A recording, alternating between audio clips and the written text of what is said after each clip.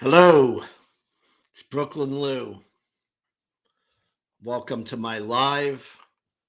Hope to hear from some interesting people today. Let me know in the chat if I'm coming through.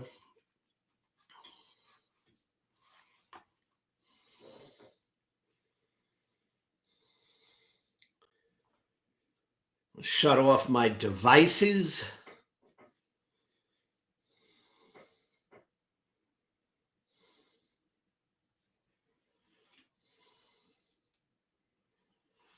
All right, phone is off.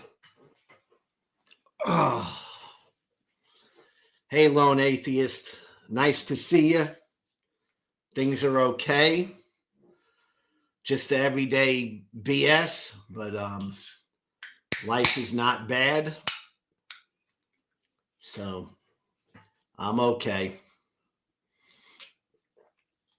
Yerba mate. That stuff is awesome. 2 grams of sugar. I have diabetes and a lot of natural energy.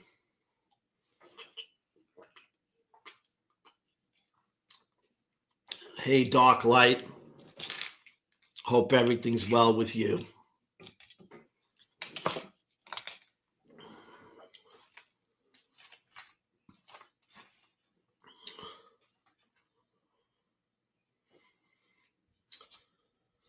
Coconut water is good. I like that. But the ones I get usually have they have sugar in it. So I try to stay away from sugar. This yerba mate is pretty darn good. So, what's up, Dark Light? I've been doing really bad with the UFC. The bets have been really rough. I lost some money over the last 2 cards in a row.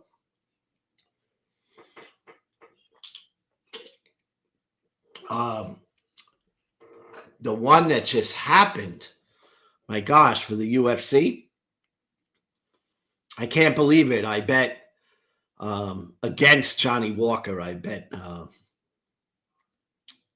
the Chinese light heavyweight, and Johnny Walker, he came through. I was really surprised at that. Hey, Dark God 6, how you doing? Nice to see you. Appreciate you coming in.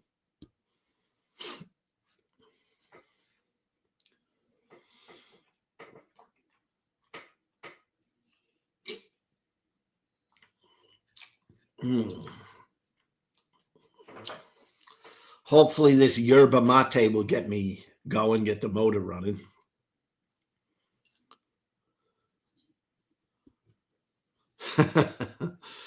Yeah, gambling can be rough, so don't let anyone tell you otherwise.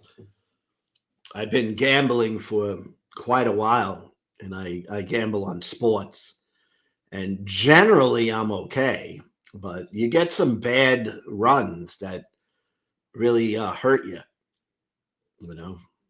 But sometimes you get some good runs and you enjoy it. I just like the action, like an old school New York gambler. They used to say in my day, where can I get some action? That was going to a bookie and placing a bet. And if you didn't pay up, would it come break your legs? That's old school New York. But I gamble with the online gambling places, and nobody comes breaks your legs.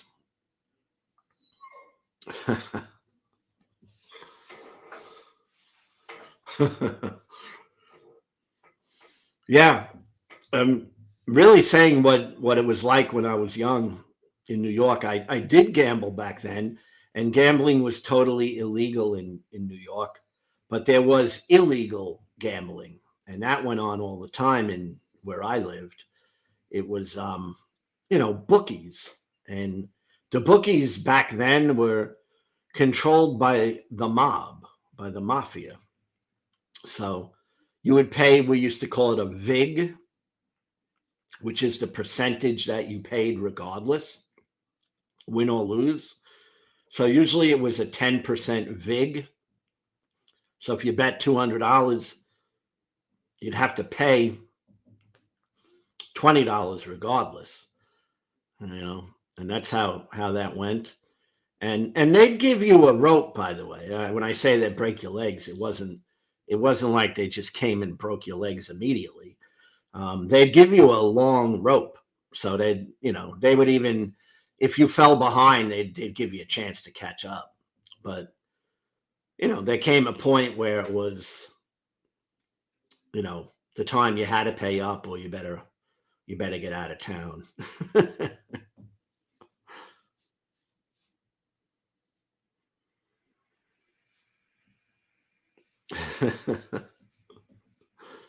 But the online gambling, I think, is actually really fun because you only gamble with the money you want to gamble with, and they don't give you any credit or anything, so you're just dealing with what you have. And I've been doing it for years, so I don't complain about it. I'm just saying I had a bad couple of weekends on the UFC, but it's all part of the game. That going in. So, gambling is one of those things you can, there are people addicted to it. And I consider that if it actually hurts your life. But I don't gamble money I don't have to put down. And I don't consider myself an addict.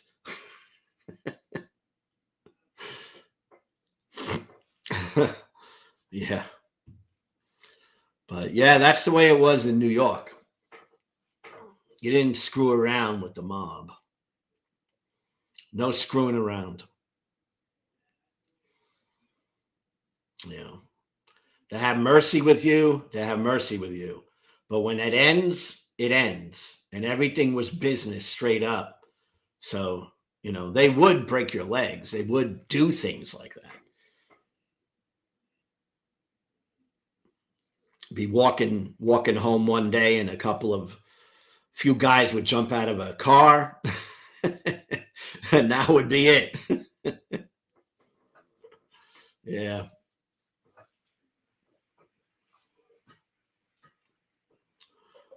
So, what can we talk about today?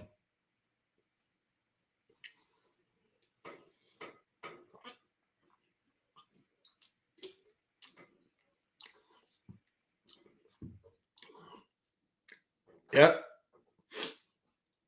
Marilyn Monroe.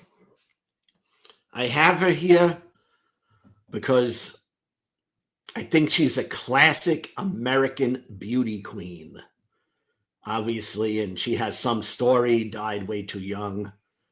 But I think she's a classic American beauty. And I like beauty. So, yeah.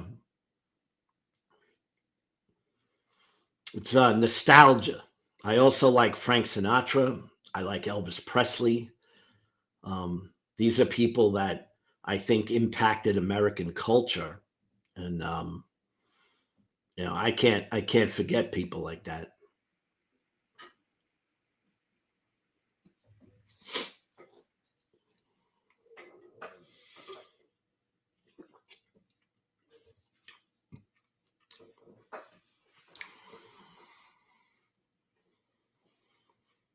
I also like Jane Mansfield. I don't know if any of you guys have seen that woman. Sophia Loren, also like her. But of all of them, probably Jane Mansfield was my favorite, and then probably Marilyn. But Marilyn is more well known and popular than Jane Mansfield. But Jane Mansfield was incredible.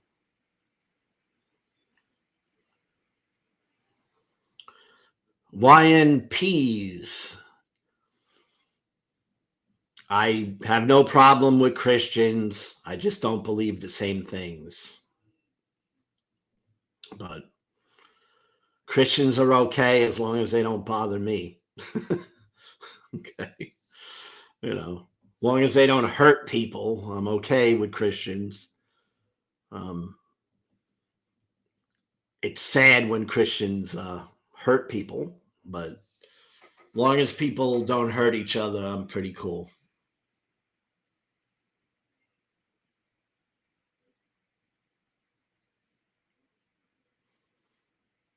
Yeah.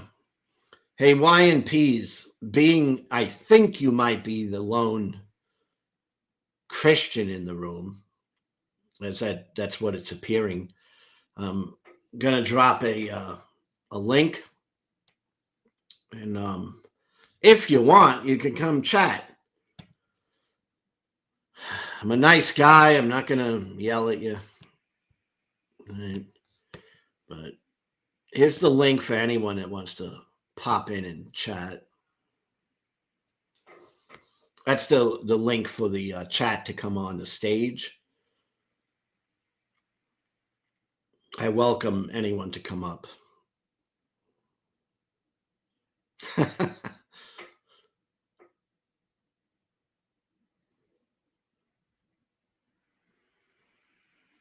Aaron Ra. I've seen Aaron Ra for many years. Probably encountered him on YouTube maybe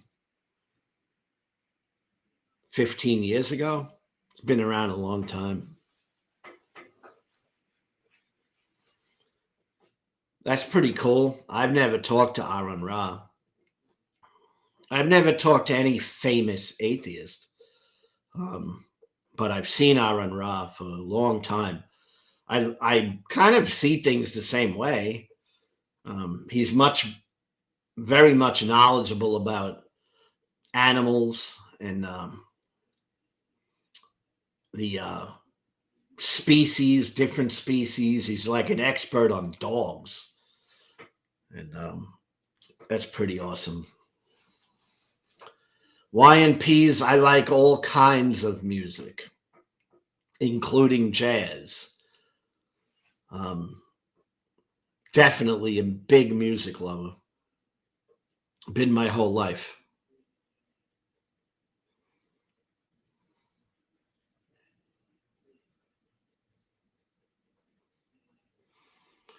Hey, Dark Light, I want to ask you something about deleting comments.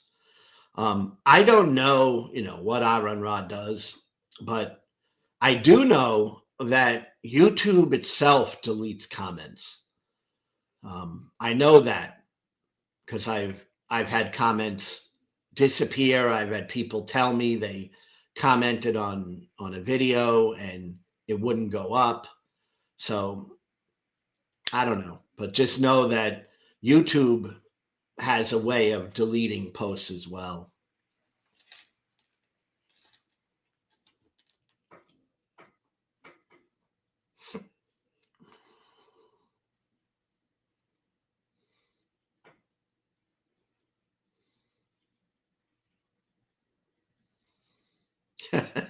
Badges.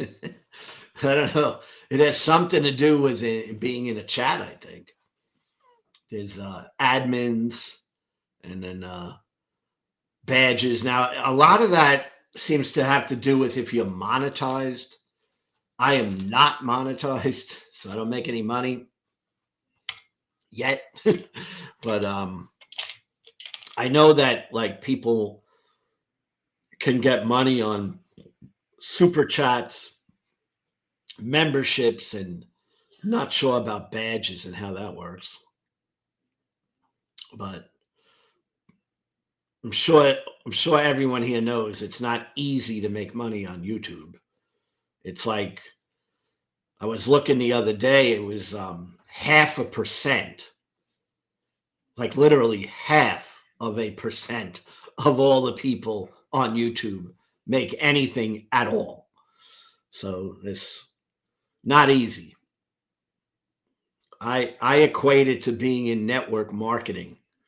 It's like there's a handful of people make a lot of money, and there's majority of the people never make any money at all. In fact, they lose money. So that's kind of how I see YouTube, you know. Hey, Ambushed Apostate, how you doing? Nice to see you. Hope all is well with you.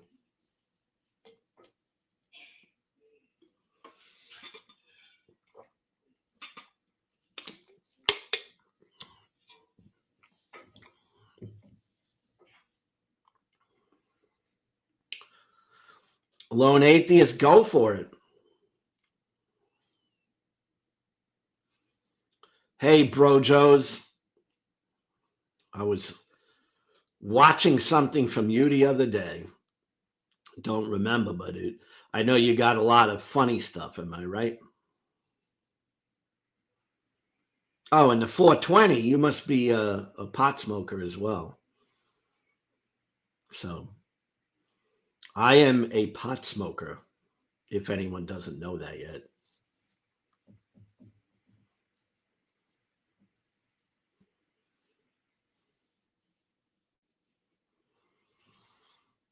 Okay, Dark Light, always appreciate you.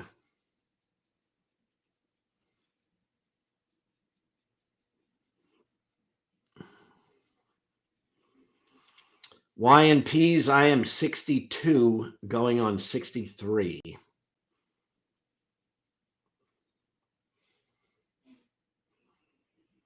"30 years. That's a good long time to be smoking." I've been smoking marijuana for, I would say, about 10 years. I started really old, but I smoked pretty much every day since then. I'm a daily smoker every single day.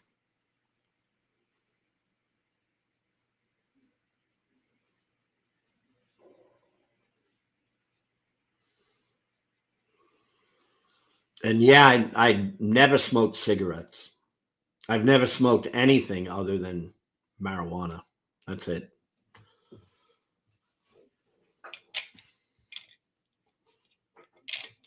I'm looking forward to having a couple of hits later.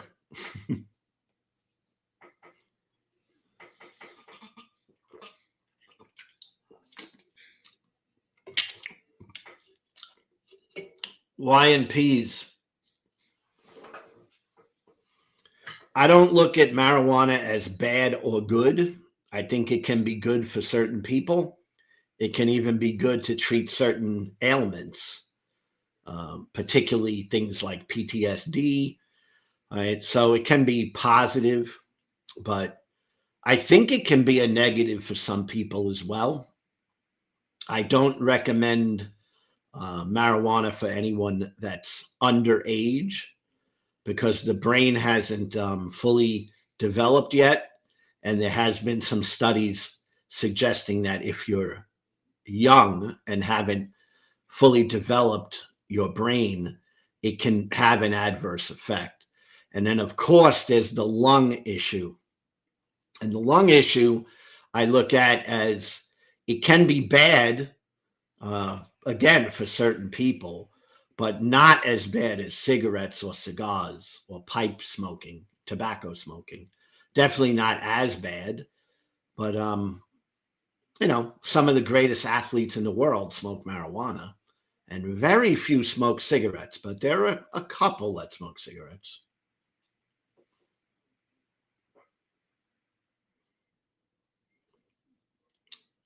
Yes, and you're right. And I used to do a lot of gummy bears and that sort of stuff, even baked goods. But I just found that I enjoy the smoke better than that. So if I'm doing it for enjoyment, uh, I I'm gonna smoke. I just like it better. Yes, my girlfriend has told me countless times that I should just do edibles because she thinks that the smoking is bad for your lungs. And I'm not going to disagree, but I just don't think it's that bad, you know.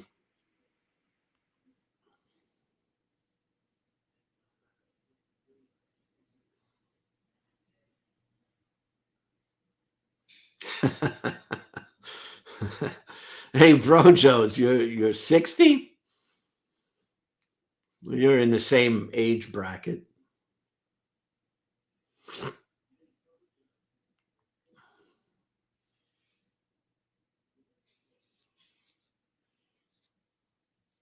Yeah, I vaped too, but I found that the vape wasn't as enjoyable as smoke. So I stopped vaping a few years ago.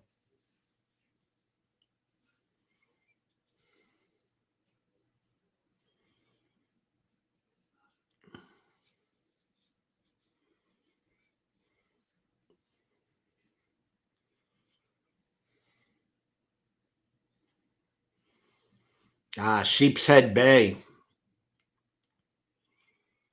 I was from East New York when I was really young, and I spent many years in Long Island, New York. And my earliest days was Brooklyn, East New York, and then Long Island, New York for many years. Then Florida, then California, over in the Los Angeles area, and then back to Florida. That's kind of been my locations through the years.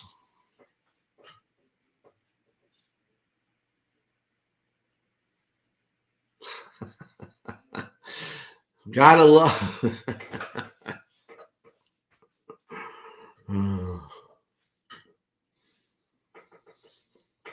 One good thing for me about cannabis is I don't drink at all anymore, alcohol that is. And I drank, sometimes more than others, but you know, I would drink. I don't drink at all now, like nothing. So I think that's been helpful too.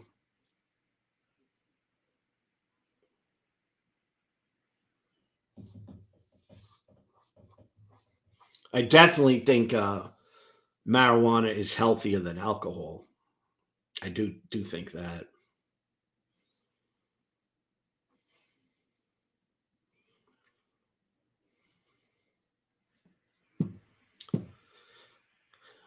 Bro, Joe, most of my life I was in sales, different things, different products. Of course, I worked other jobs, but I would say for most of my life, I was doing something involving selling something, and that was a variety of different products and services. But I worked doing different things on and off. Physical, I drove a truck for a while. I delivered furniture. I delivered bedding, beds. That was more physical. I sold water on the streets of Los Angeles, company called Sparklets Water. I worked for Six Flags company. These are some of the things, but most of the time I was selling independently.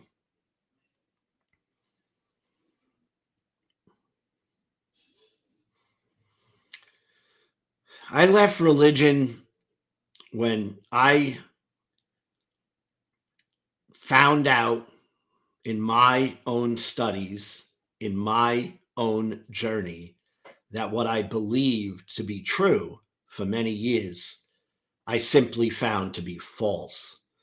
So I left by studying my way out of it independently.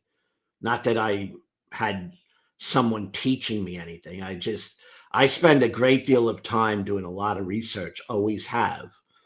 So I kind of researched my way out of the beliefs that I once held dear to.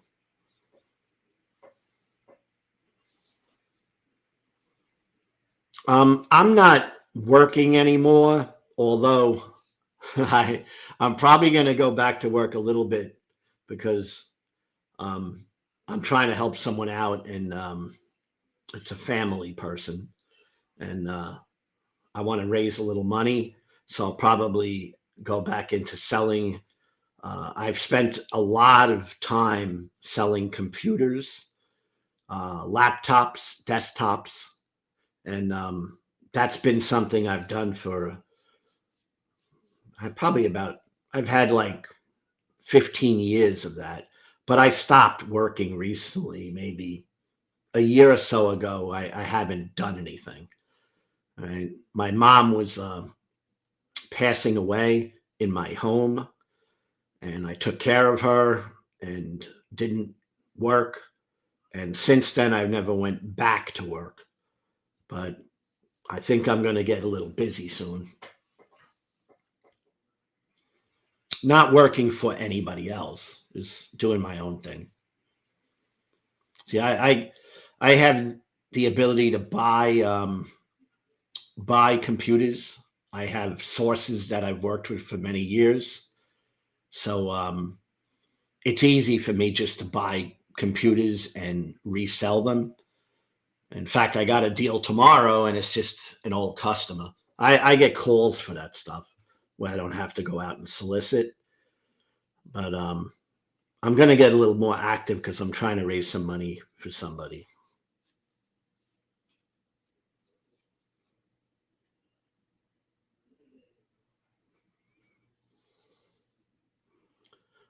Former street preacher, hellfire, brimstone, studied my way out. It sounds a little bit like me, Bradley. I did a little street preaching myself, by the way. So yeah, I was into it. I mean, I threw my life, into the hands of Jesus. I did experience that, and obviously now I'm far removed from it. But yeah, I did some street preaching.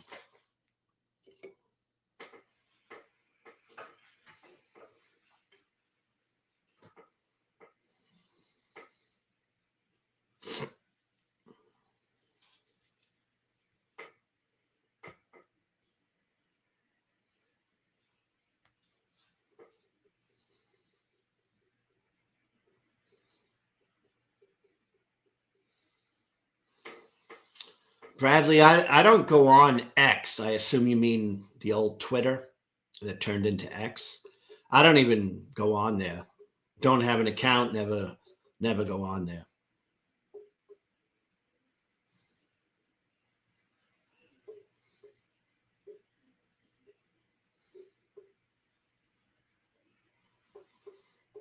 So, Brojo's, are you out of the Christian thing?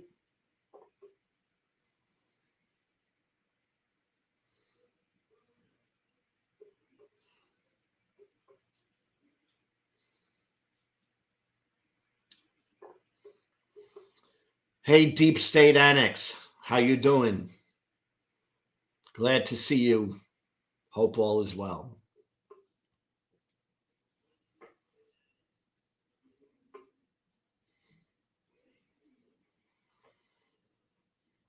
Did you ever, Brojo, do any Christian coffee houses?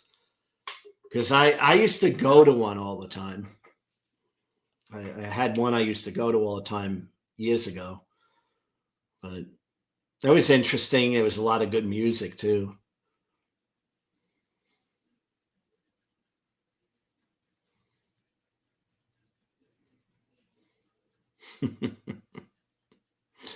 Some musicians in the house.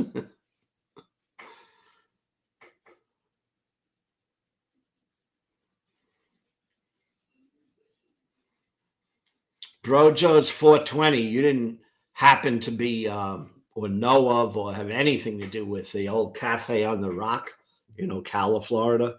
I used to go to that place all the time.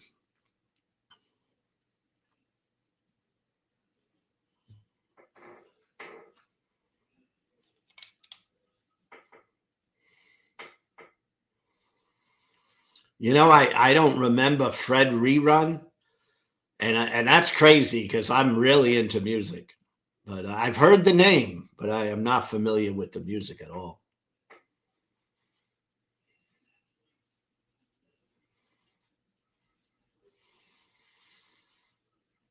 I'm in South Florida, about an hour and a half away from Orlando.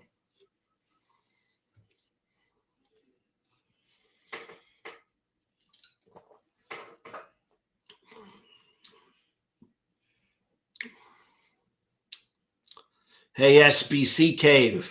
How you doing? Glad to see you. Oh, we all love your questions, by the way. Are we all just chemicals firing off in the brain at the end of the day? Yeah, kind of. I mean, it's complicated and it's complex, but yeah, a lot of it has to do with chemistry.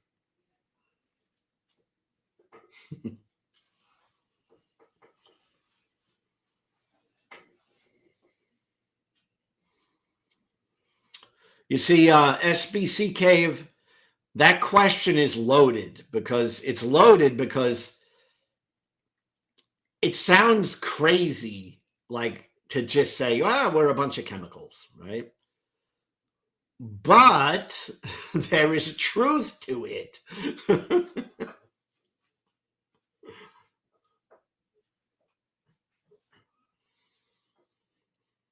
And it's never could be, you should never look at it as just a bunch of chemicals, because the entire world is just a bunch of chemicals. And yet there's so many things that we look at and we think of as more than a bunch of chemicals, like love. Okay. We have this thing about love and we make it, you know, something outside of our minds, but it's not. Love is in the mind, it's part of your brain. That's where love is. And love is ultimately chemical, right? There are different chemicals that trigger certain things, and we call it love. So, if that can help you understand where I'm coming from, all right. And yet, I wouldn't say, love is just a bunch of chemicals. No, it's not just a bunch of chemicals, but you know, it's it comes from chemicals, just like everything else in the world. If you know of anything that is not chemical, do let me know. And I'm not a chemist, but I'm just saying I think everything is chemical.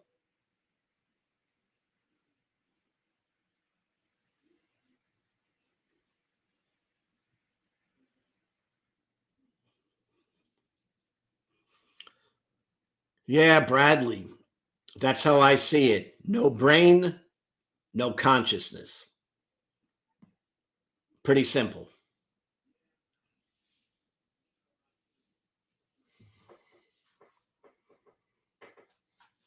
And yeah, that's the chemical I was looking for. And there's others, but yeah, oxytocin. That is a chemical, and yes, it is part of love.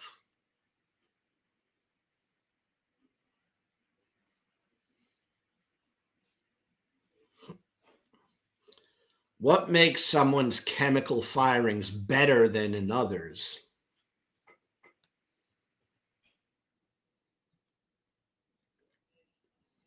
Even basing it off consensus is shaky because that is just chemical agreement. Thoughts? I don't know. Thoughts? I feel that thoughts emerge from the chemistry in our brains, right? But thoughts are not chemicals, but it emerges from, it's a property of chemicals in your brain. That's how I kind of see that. And I'm certainly, again, I'm not a chemist.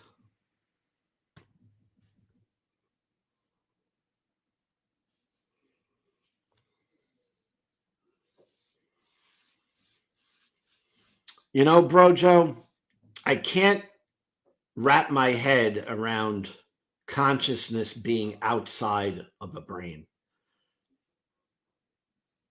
Can't see it. Now, again, there are all kinds of theories out there, but to me, it's as clear as somebody dies, they are no longer conscious. That's as simple as it gets to me.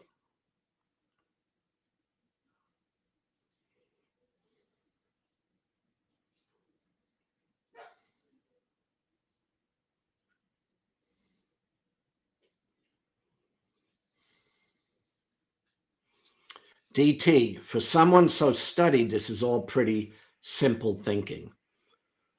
What do you mean by that?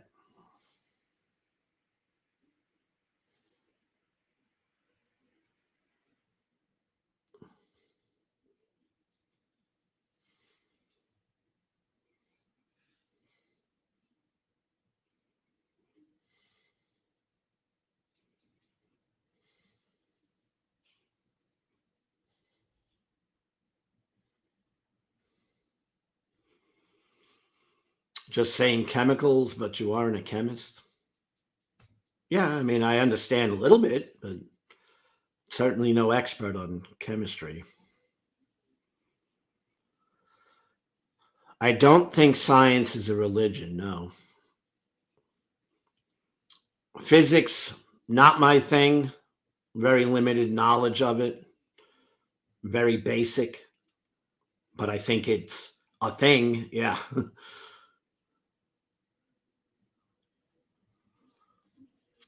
Why do I think our brains are just chemicals? Um, because that's all we observe it being.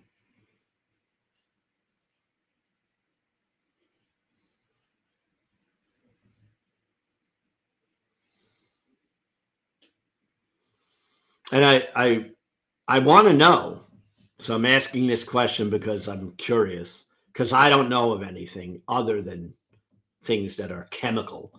But is there something in this earth, let's limit it to the earth, that is not chemical, other than concepts, thoughts? You know, is there anything else that's not chemical?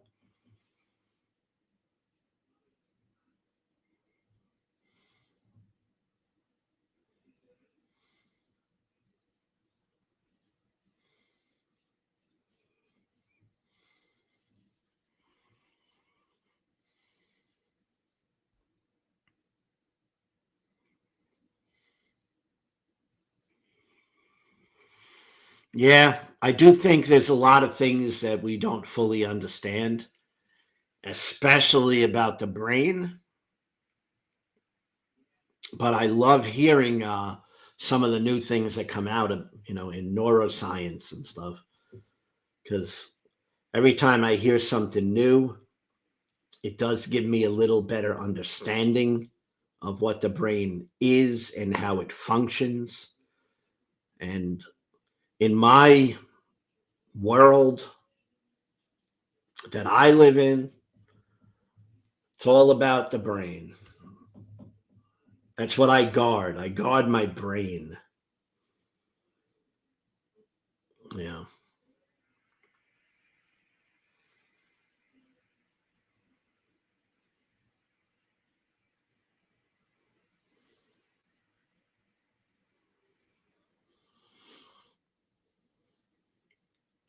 Craziest Christian doctrine that I held to at one point. Well, Bradley, I think they all were crazy, but I guess the craziest. Um, I mean, what comes immediately to my mind is the rapture. I was a pre-trib rapture person, right? And I think that's pretty crazy.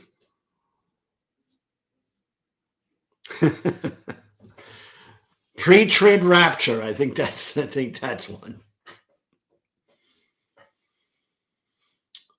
I was going to go up in the sky. I was going to meet Jesus in the clouds. So he's coming back. I'm going to go up there. He's going to take me up and fly me up to the sky to meet Jesus. Yeah. That's pretty unrealistic. Pretty crazy.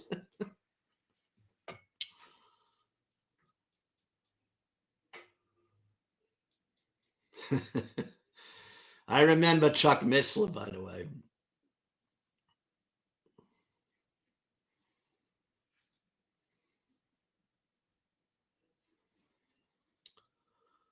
Yeah, speaking in tongues is crazy too. And being slain in the spirit. Yes, this stuff is all crazy. Yeah, it's crazy. And I would say it's all a product of our brains.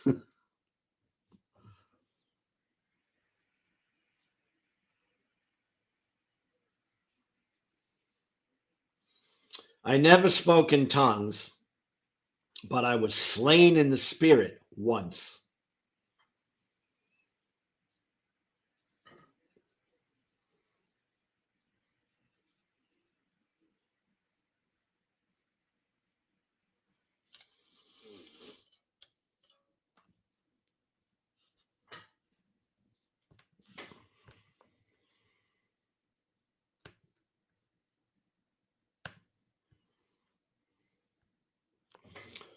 I also went through a Catholic phase. I was Catholic before I was evangelical.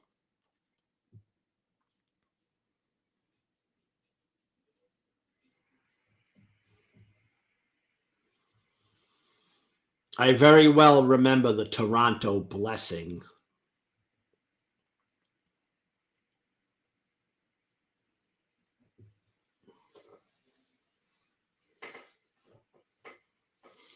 I also was at churches that had holy laughter. That was quite a funny experience. Oh, right. I was in a church once that had roaring, like roaring lion in the spirit. Roaring in the spirit, folks. There's a very realistic thing.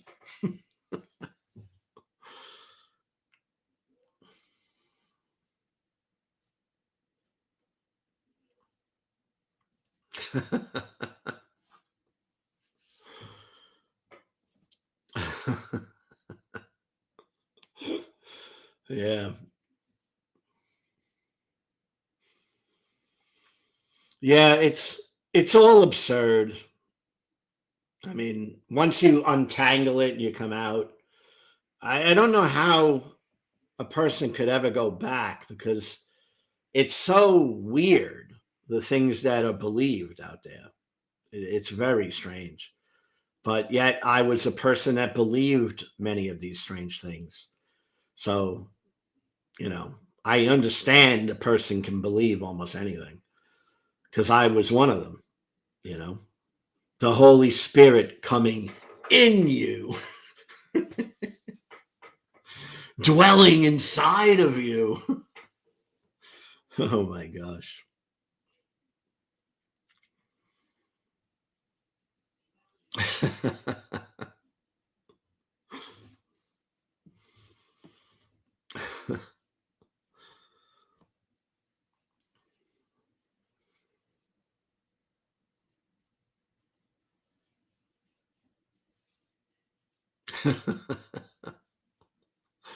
The sex rituals with their God.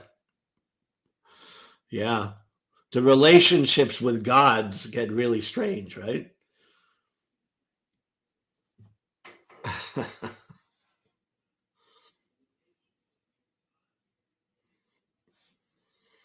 Brojo, that's what I was thinking.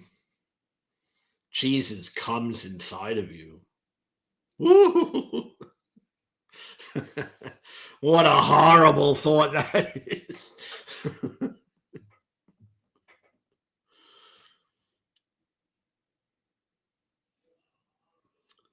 Y and P's. Jesus was a human sacrifice. Jesus was human. he was sacrificed. God believes in human sacrifice. Yahweh, the God of the Bible, believes in human sacrifice. Jesus was human and he was sacrificed.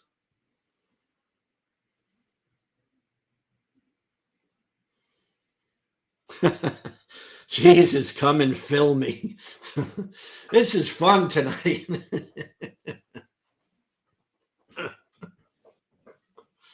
Oh my gosh. Sometimes you just gotta laugh, right?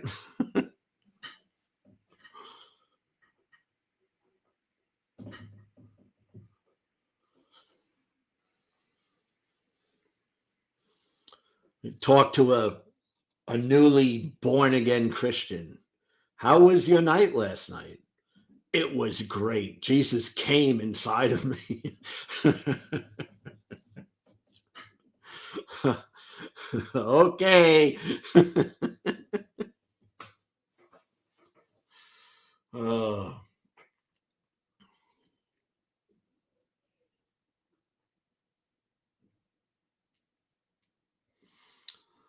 Hey, Y&Ps, how Christian are you?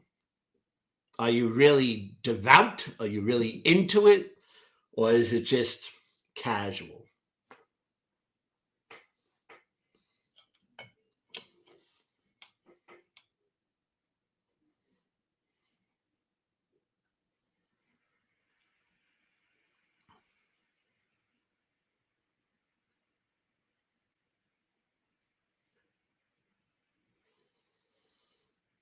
Yeah, the whole gods thing is ridiculous. But yeah, Yahweh historically was one of many gods, but then he became the only one.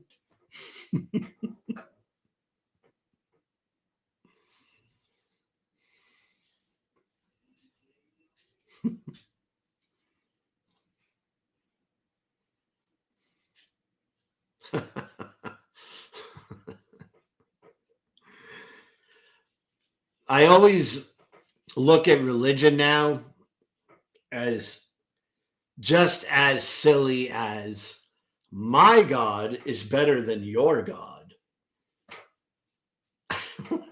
Where do you go from there? My God is better than your God.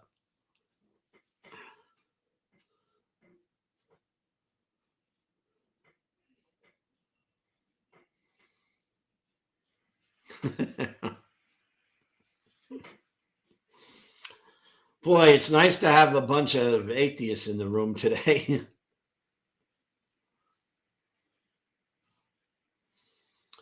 Y&Ps, I would be happy if all religions would be in peace. I would be very happy with that. The problem is it can't happen because they're all believing all different crazy things. And it becomes so important to the people in these religions that they're willing to die and they're willing to destroy other people just because they believe something. And that's why I speak out against religion.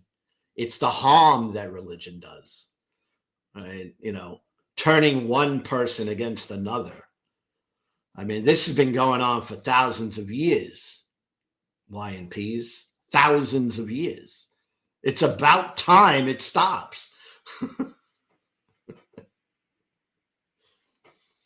And then the religious people will say, well, it'll stop when everyone is my religion.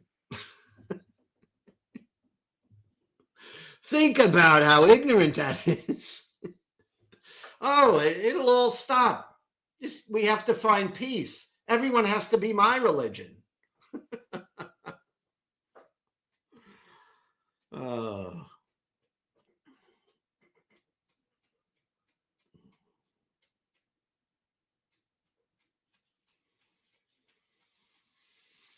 Y&Ps, just think if it's possible, right? If you can possibly think that it's religion that are making people crazy, because it does play a role, you know.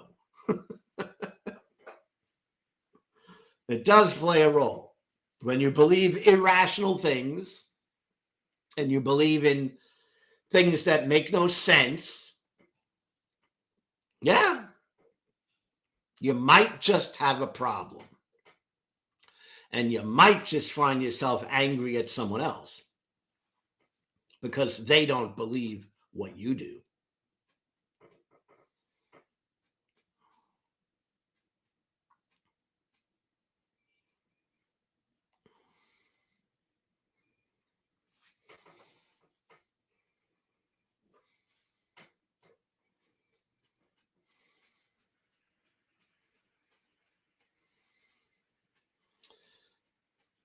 Hey, lone atheist. People kill in the name of their God often, very often. And I do think that is incredibly pathetic and horrible and a stain on our world, that people would kill in the name of a God. But the gods do tell people to kill. They do. I mean, there's no way around that if you read these holy texts. You know, in Islam, what happens to the infidels? In Christianity, what happens to the people who don't believe in Jesus? What's their final destination? To be killed, right? I mean,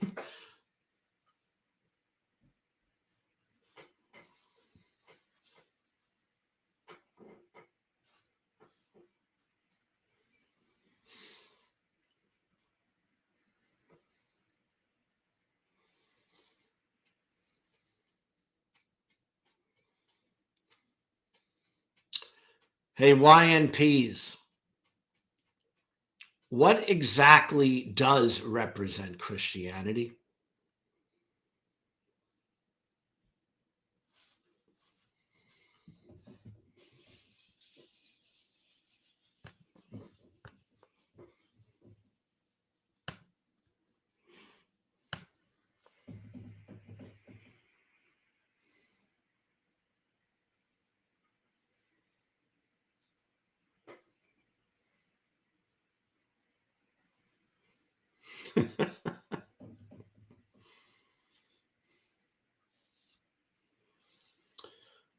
YNPs.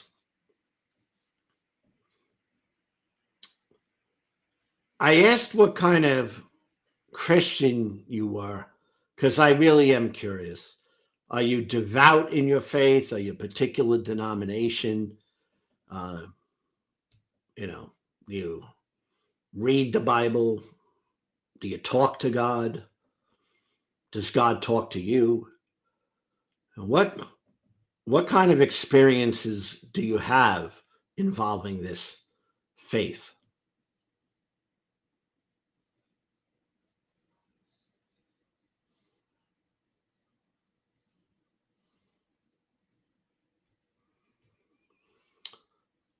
You're evangelical or Catholic?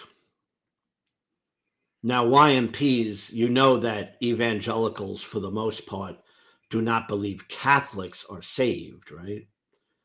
And you know that Catholics do not believe in Protestantism, which is evangelicalism. So how do you reconcile that? Like, you consider yourself both, or you're not sure? Well,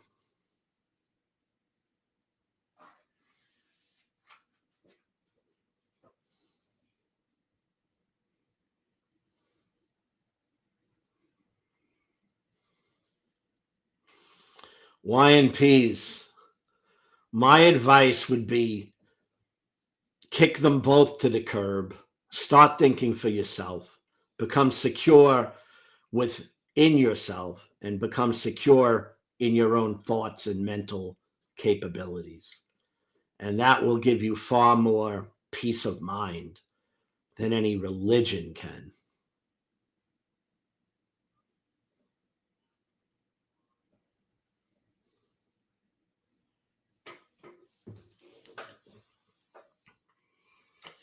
Do you believe the Bible is the inspired word of God, YNPs?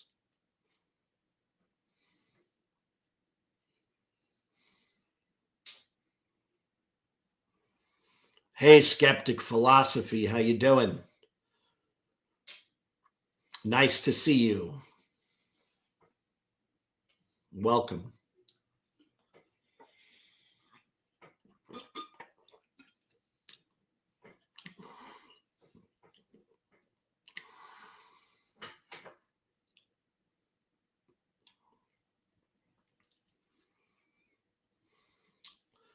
YNPs, yes, I think the Bible is made by people.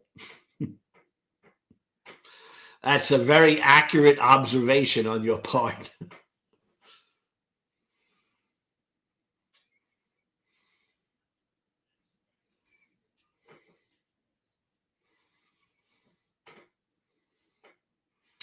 I think we could get even more specific and say that those people were men.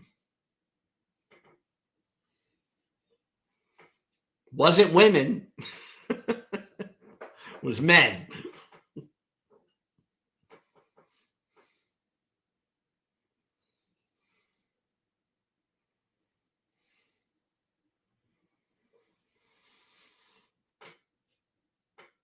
Yeah.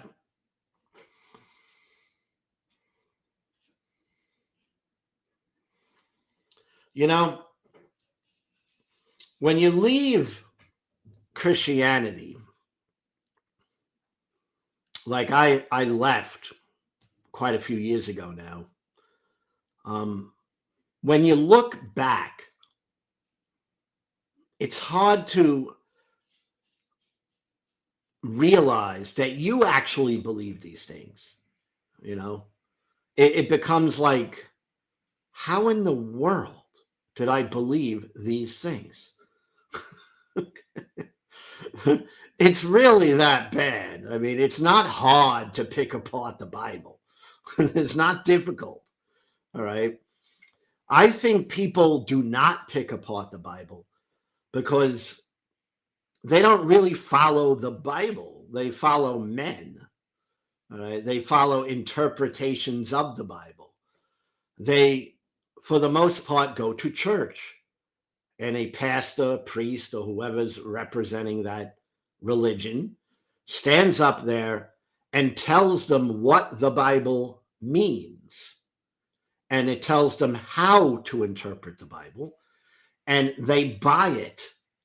They buy into it. And that's how I think they're deceived, right? Because if you just read the Bible for yourself, yeah, it's hard for me to believe that people wouldn't be able to pick it apart.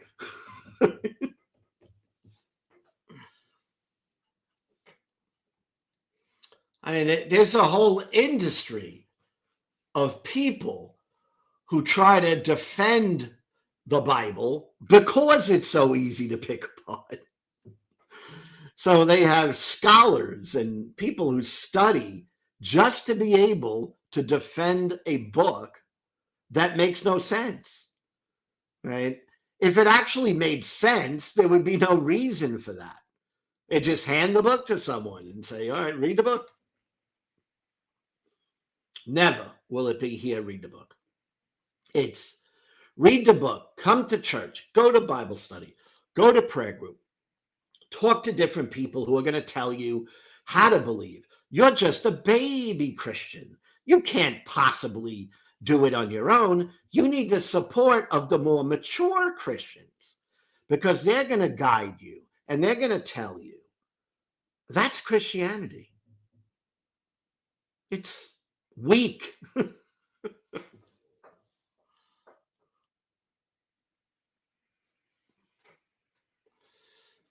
Hey, Luke, DT, how are you?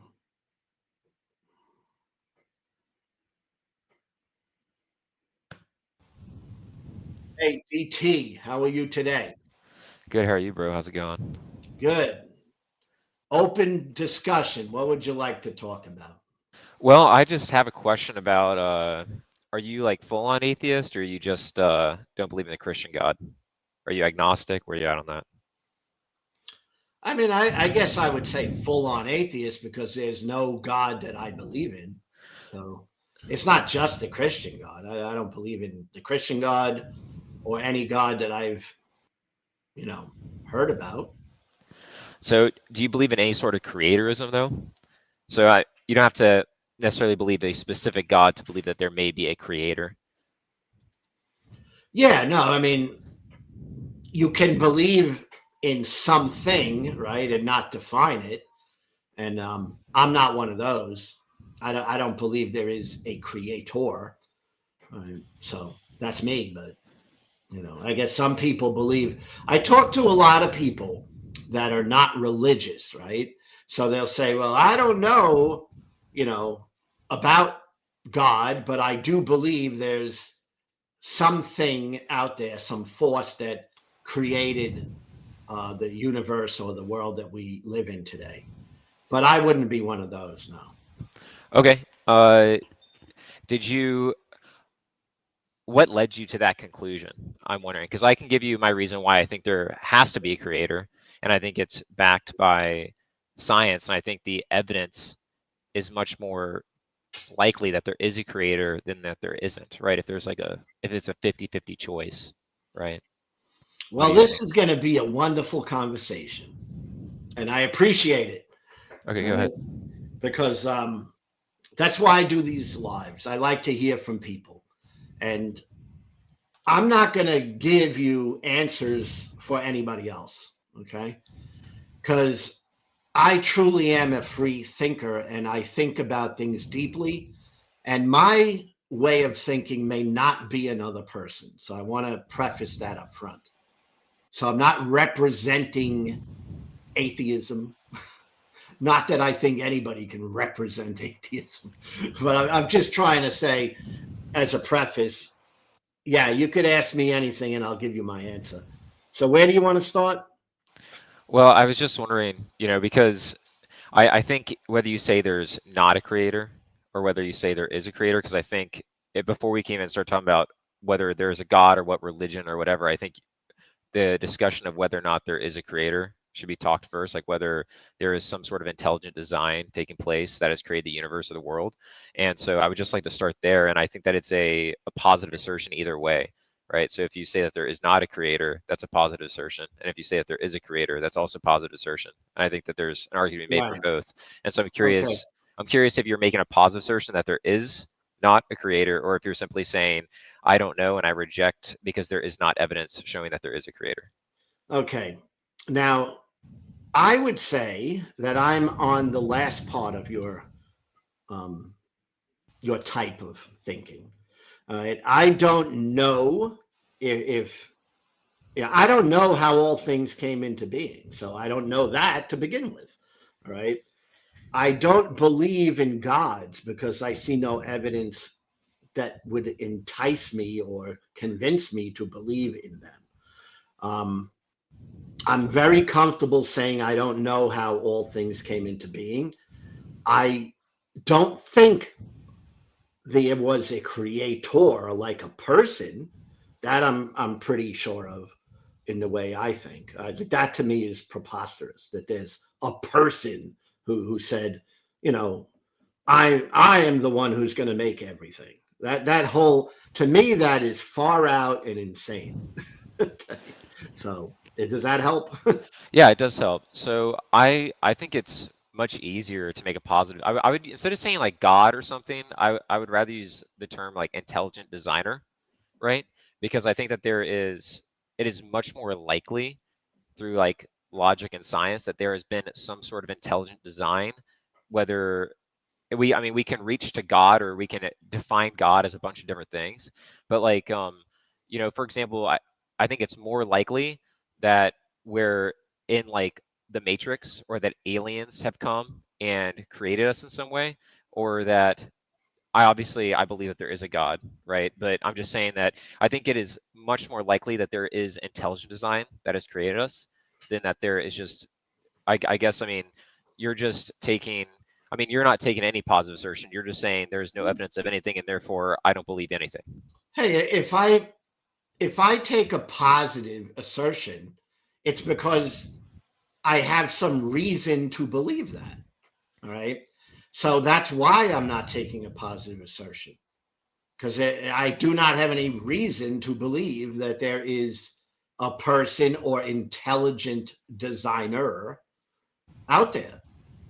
So I don't know why I would take any other position So, and still maintain rational thinking.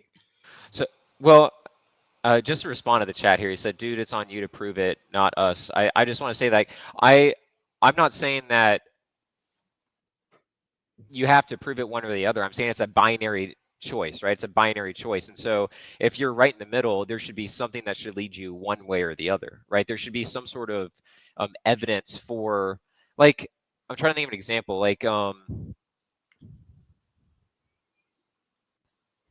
like if I walk outside and I feel the weather on me, right? I would either feel it's like, oh, it's a nice day, or it may be too hot, or it may be too cold. And I could feel that in some way. And then the evidence would be like the temperature I'm literally feeling on my skin or something. Or I could look at a thermometer and decide, oh, it's 20 degrees outside. That is cold, you know? Um, and so it's like, to me, it's similar to that, where I'm making a decision for myself whether I believe it too hot or too cold. Like, do I need to change my clothes or do I not? You know, I don't think it's like one of those things where I think if you say, oh, I'm abstaining from the decision entirely, then that's something completely different than saying, oh, I don't believe in a creator. If you're saying I don't believe in a creator, that's a positive assertion saying that there's evidence to prove that there's not a, like, an intelligent designer. Do you know what I'm I saying? I don't. I mean, I've heard this before. I don't think like you. All right. Um, I don't think if I say I don't believe something that I'm required to go into all this stuff to prove that I don't believe something. All right. I just don't believe it. All right. And that's the type of thing when I say I don't believe in God, I'm referring to my personal thoughts regarding a God. Okay. I'm not referring to I can go into a different scientific discipline and somehow prove to you that there is no God, because I don't think I could do that. But I can firmly say I don't believe in a God. Right. So when you say that you don't believe in God, though, I get what you're saying, but my argument is that, and I'm going to use the term intelligent designer, right, instead, because Yeah. I don't want to refer to a specific God. But I'll go and make you my argument for Yeah, why I I'd think there is love to intelligent hear design, it. and see if you're right in the middle. I think that the evidence just suggests for you to lean towards the idea that there is intelligent design. Well, it isn't if I'm going to lean towards something, um, that has to be coming from my own way of thinking. I'm not going to lean somewhere because someone said something. Well, Okay. right, but if someone proves to you logically that there is likely an intelligent designer, then you would have, and if you say there is no evidence for an intelligent designer, then if someone shows you logically that there is, then you would start to think that there is. I mean, it's not like, you seem like you have walls built up already, and we haven't even started talking about this yet. You know what I mean? Like you're rejecting the idea Are you of, sure about that, DT? yeah, I mean, You we're are. just talking. Yeah, well, you're doing this thing like where You're you sure are. of that. You know me that well. Well, you just said that if someone tells you something logically, that you would still reject it. I didn't say that. I said That's essentially what you just that said, in though, right? order for me to believe something, okay, it's not going to be because someone tells me something. It's going to be after I go through my own thought processes and use my own methodology for determining what is true or not true. Or I could be neutral on the subject. All right. And I'm going to go through my own thought processes. Now, how does that come out to be that I have walls built up? Well, No, I literally do not have walls built up. If I had walls built up, I wouldn't listen to anybody. I listen to everybody because I want to know if there's anything I'm missing. So I don't know about this. You can psychoanalyze a person and say, well, you have walls built up. I don't know where you're getting that from. I don't have any walls built up. well, I wasn't trying to make like I wasn't trying to get at you or anything. I was just trying to understand where you're coming from because, again, I have a problem with the idea of saying, to say I do not believe in God or saying that I do not believe in a positive creator when it's a 50-50 decision is that I think that is a positive assertion, right? So I'm just trying to come at it logically. I mean, I don't really know where you're getting at, but if you want to make an argument, I'm happy to hear it. I'm happy to comment on what I think about it. Okay, so do you know what the odds are of there being conscious life on this planet, like from a cosmological point of view? No idea, because when you get into odds and statistics, Yeah. you have to be an expert in that field to begin with. I'm not an expert in that field. All right, so I've heard arguments where people say, well, for there to be, an Earth, Yeah. there must have been a, zillion to the 10th power. And they Right. use astronomical numbers that I can't even relate to because I'm not a mathematician. All right. But I, I mean, you could do that with anything, is how I see it. You do that with anything. What's the chances of there being this piece of plastic here in my hand? Well, that's Probably actually, very rare. yeah. Probably very rare. No, that's actually a great example. Is, well, we can take the water bottle for instance. Okay, so the odds, it's an unfathomable number. It's not it. You're more likely to have the same deck of cards shuffled the exact same way, which is still a statistical improbability that's ever even happened in existence. But the odds are similar to finding one atom out of like 20 million galaxies that there is conscious life on this planet, right? And so that water bottle is actually a good example of the logical thought process I'm going to attempt to go through, is that the odds of you obtaining that exact water bottle are extremely unlikely, right? Yeah. But So but how what? but how would you say that you got that water bottle? Well, I went out and bought it. Right. So you went out and bought it, right? Yeah. So I that means could that, have I could have bought any other water bottle. I could have crashed in a fiery wreck on my way to getting to the store to get that water bottle. Um, I could have been delayed by 2 seconds and maybe walked a different way and didn't see the water bottle. Someone who was packing the water bottle on the shelf may have not may have done something slightly different. Maybe right. they misplaced the water bottle. It goes on and on and on and on. That's But that's all I'm saying. yeah, no, I agree 100% with you. But ultimately, something had to take place for you to get that water bottle, and that ultimately what had to happen is someone had to create that water bottle, right? So I do think someone created the water bottle. Yeah. right, and so the water bottle wasn't just randomly created out of nothing, right? I'll give you Not a another water example. bottle. Well, Yeah. hold on, let's try this. Let's say you walk through the woods and you find that water bottle in the middle of the woods. How would you logically deduce that that water bottle got there? I wouldn't know how it got there. But how, if you could make an assumption on how that water bottle possibly got there? Well, my first assumption would be that somebody dropped it there, Right. So but someone, that doesn't have to be true. it I doesn't. mean, it could have been dropped 2 miles away, and maybe something happened. Maybe a storm came and a hurricane or something, and it kind of rolled somewhere. Right. So I'm saying my first thought would be somebody dropped it there, Right. but that in and of itself doesn't have to be true. But do you think it's possible in any way, shape, or form that the petroleum molecules had to be extracted out of the earth and then compressed and turned into a water bottle got there by sheer chance, or did a conscious being had to create the water bottle and it somehow get dropped there through just sheer luck? I don't know. I mean, Well, luck to me is just kind of something that happens, right? Like coincidence. It's just something that happens. I mean, I'm a gambler, so I realize that if I'm gambling, there's a certain element of luck involved. All right. Now, I don't know, well, I don't follow like what is the point that there's a person who well, made the water bottle? Yeah, I can go there. There was a may not even be a person, it could have been a robot. All right, but something made this water bottle. I could go there. the point I'm making is that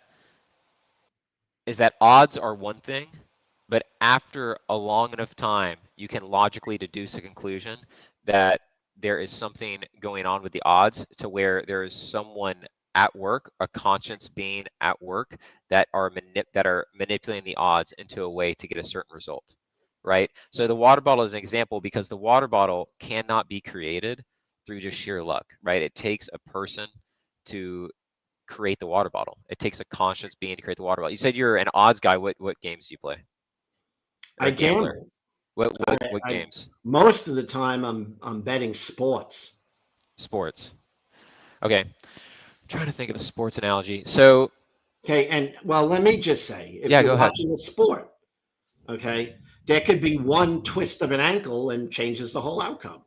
And you could have a good probability, let's say a big favorite, all right, a big favorite, maybe, people are determining it's 1 out of 10 that this outcome would happen, and 9 out of 10 another outcome will happen, and yet the 1 out of 10 may happen.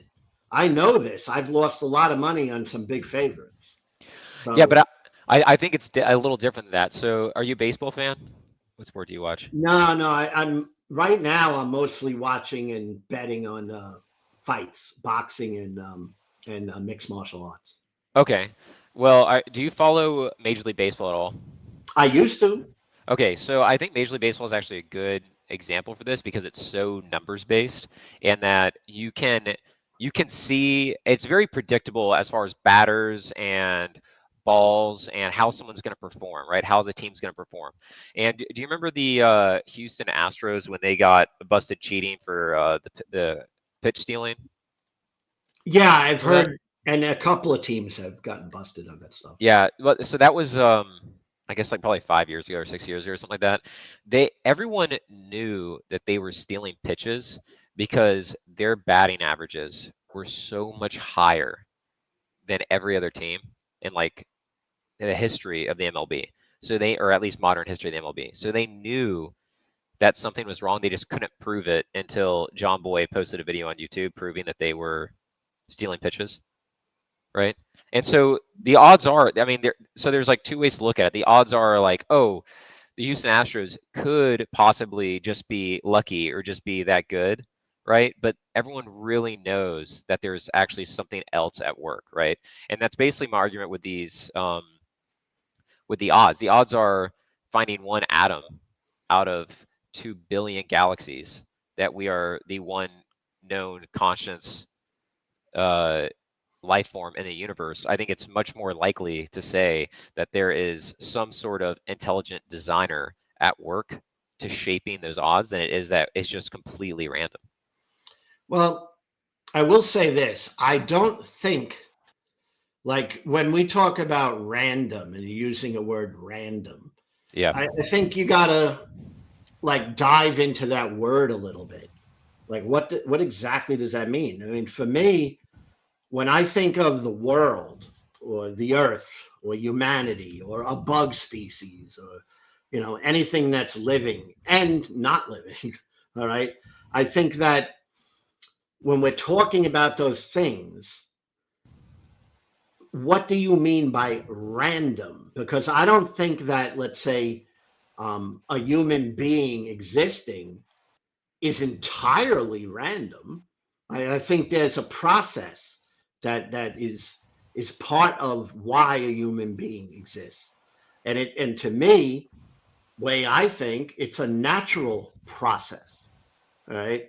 So that could be the difference. I mean, you might not believe in natural processes. I don't know.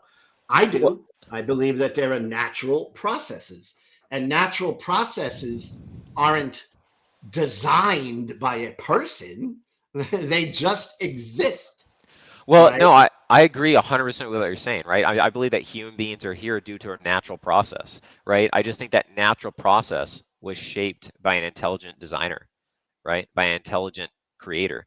Because, and I go back to that odds argument. Is like you're saying, I'm saying that is not completely random, that the odds are so finite that it must have been at the work of some sort of intelligent designer sculpting the universe for human intelligence to exist here. And Yeah. Now, I and don't think you it's you random. believe that, Well, right? I think that logic and math and numbers proves that. Oh, no, no, no, no.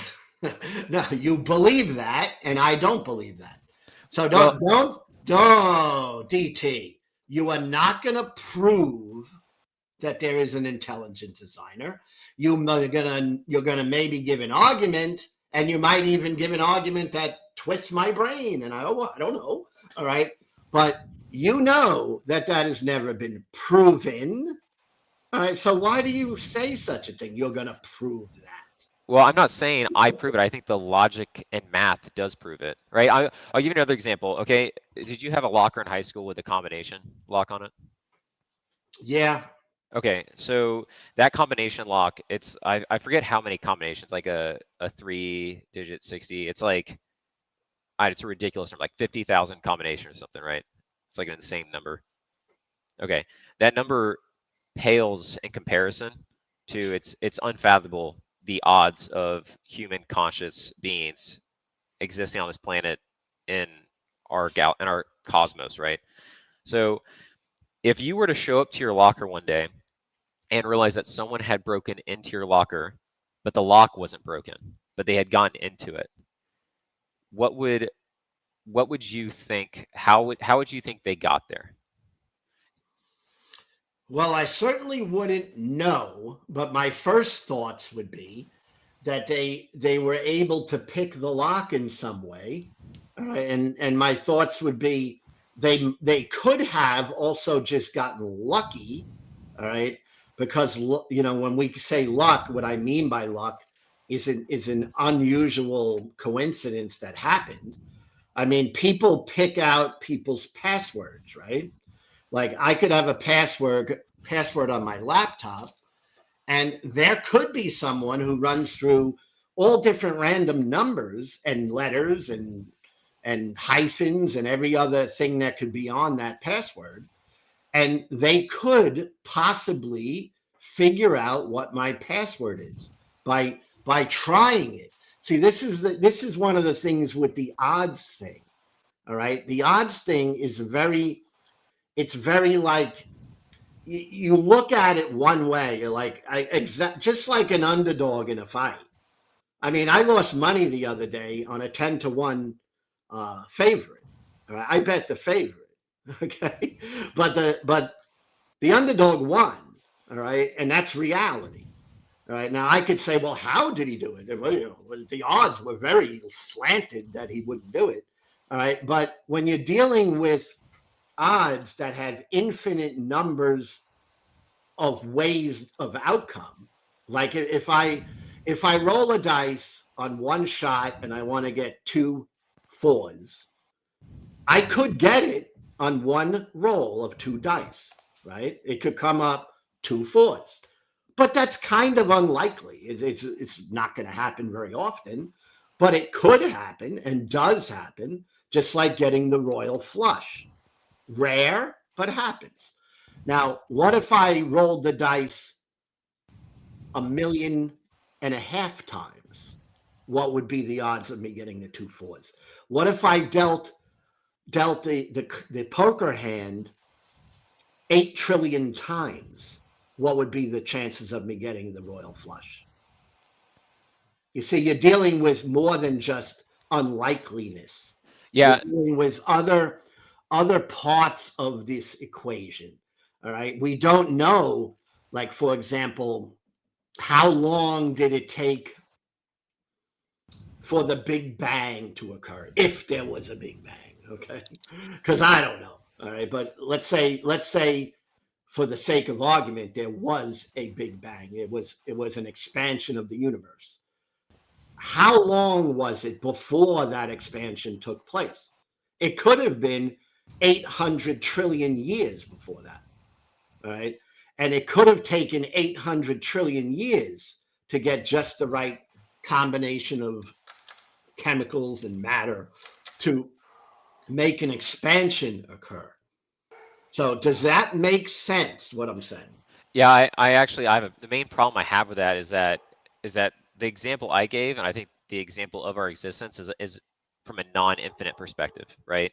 You're talking about infinite numbers. I think specifically like the lock picking number as well as our existence would be non-infinite. And I think that's the part that is like where you have to start using logic to deduce how something came to be, that you can prove through the odds, right? Because, for example, you said that there's basically two possibilities of how they got in the lock. It's picking it or randomly getting the number.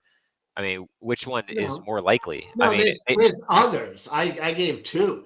There's well, other possibilities. well, you can give any you want, but it's always going to be the most likely scenario is someone getting the lock other than randomly picking the number. Because for them to randomly pick the number, how long would it sit there and take them to just randomly do numbers over and over and over again? It would take Hey, forever. now I'm going to tell you a story, and I'm not making this up. I'm being real. You know those school lockers that we talk about? All right. When I was young, we used to have them master locks, and they were combination locks. I don't remember how many numbers were on there, but each number was like a little line, you know? And you would spin it one way, and in order to get the thing to open, you'd had to spin it one way and then spin it the other way, fall on the exact number.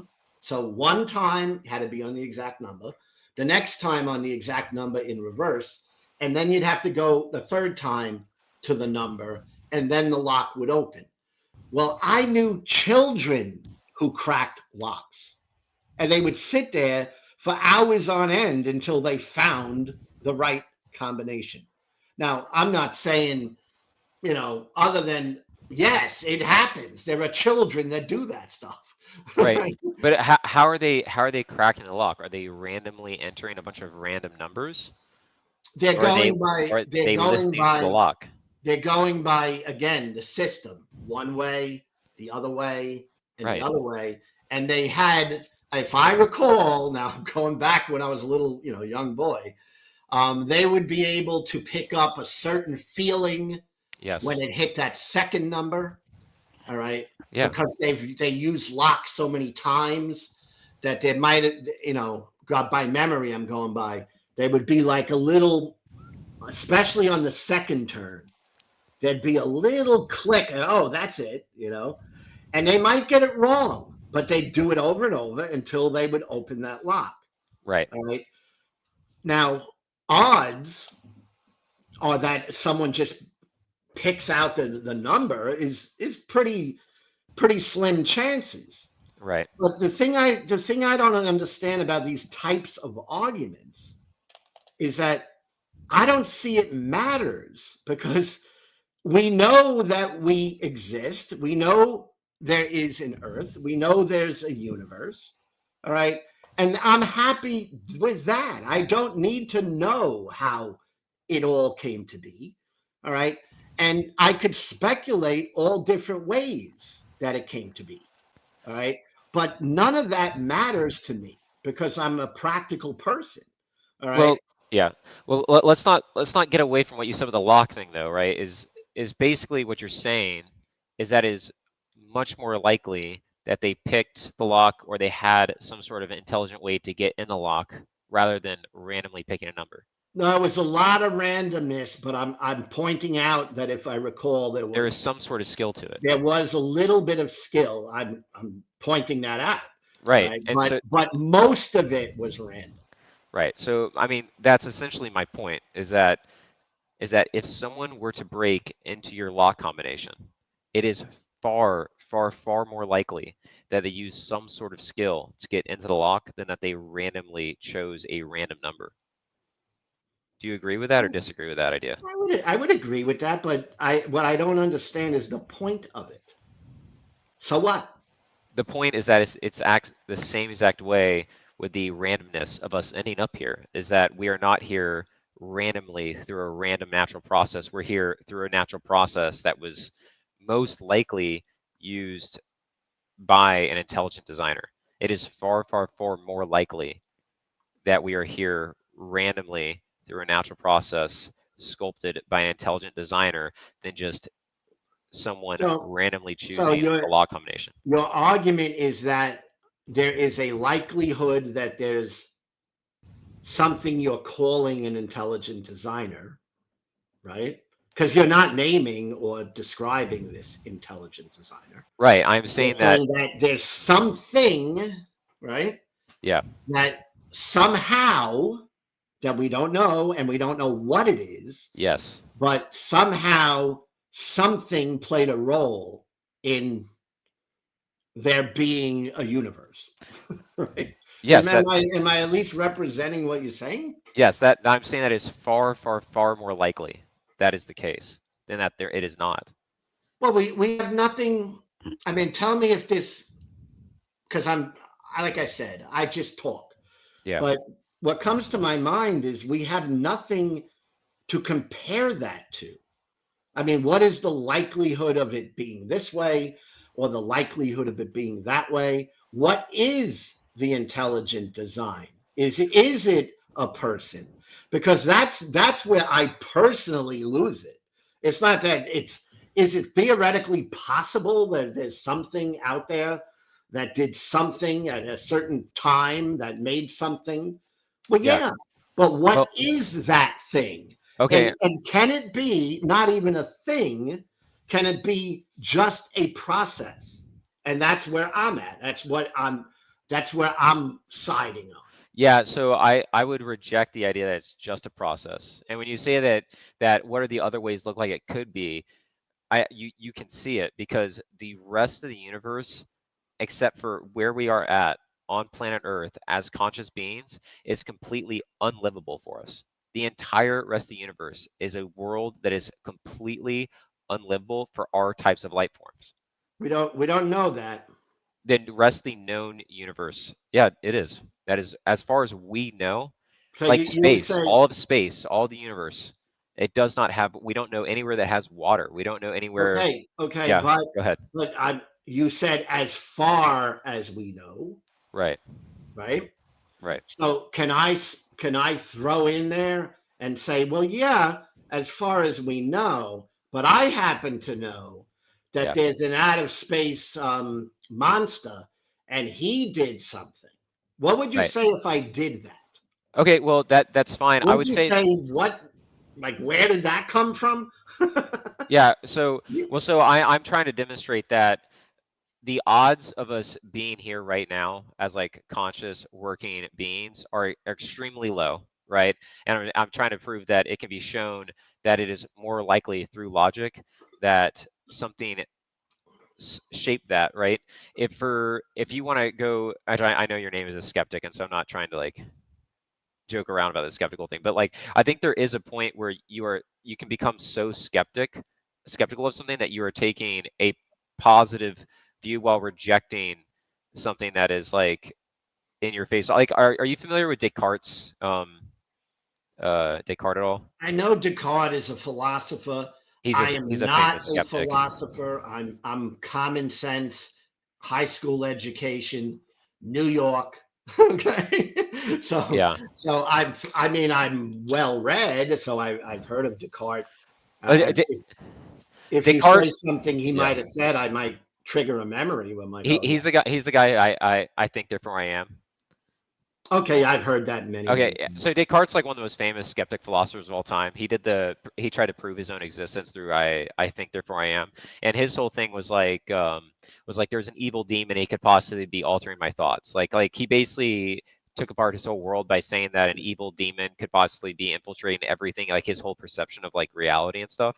And I feel like that's like eventually when we're talking about stuff like this, we could go down that route too far to where, like, if we want to be skeptical of everything, then that's fine. But at some point, I'm down to go down that skeptical rabbit hole. But at some point, we have to start building back things back up and like try to regain a reality, which is what Descartes did. Like, he basically broke down his entire world. Like, he couldn't believe it until he got to the point where he said, wait, I can think, I think, therefore I do exist. I know I can exist because I can think, and 2 + 2 = 4. No one can change that, because I can't prove that the tree I see in front of me is real, but I can prove that 2 + 2 is 4 because 4 is real, is because it's a logical argument inside my head. And then he started building his world back up.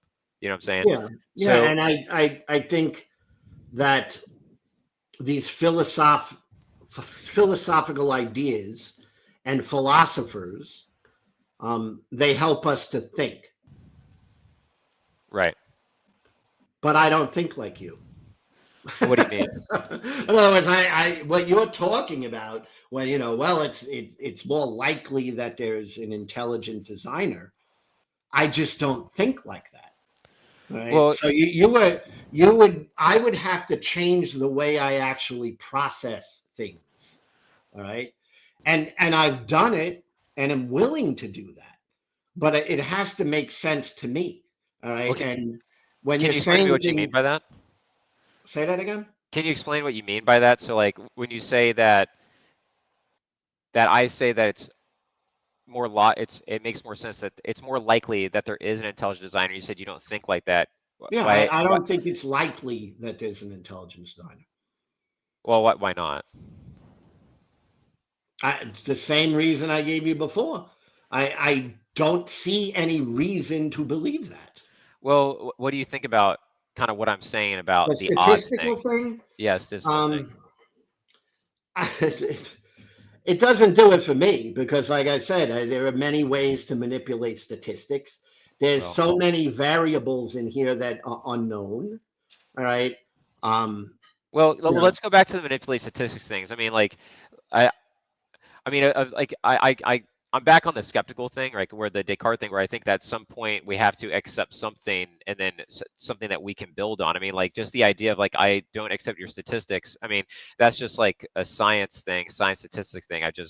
The odds of us existing is a mathematical number that we can come up with. You know, you odds. just reject that whole idea. I Is that what you're saying? reject how you're calculating it.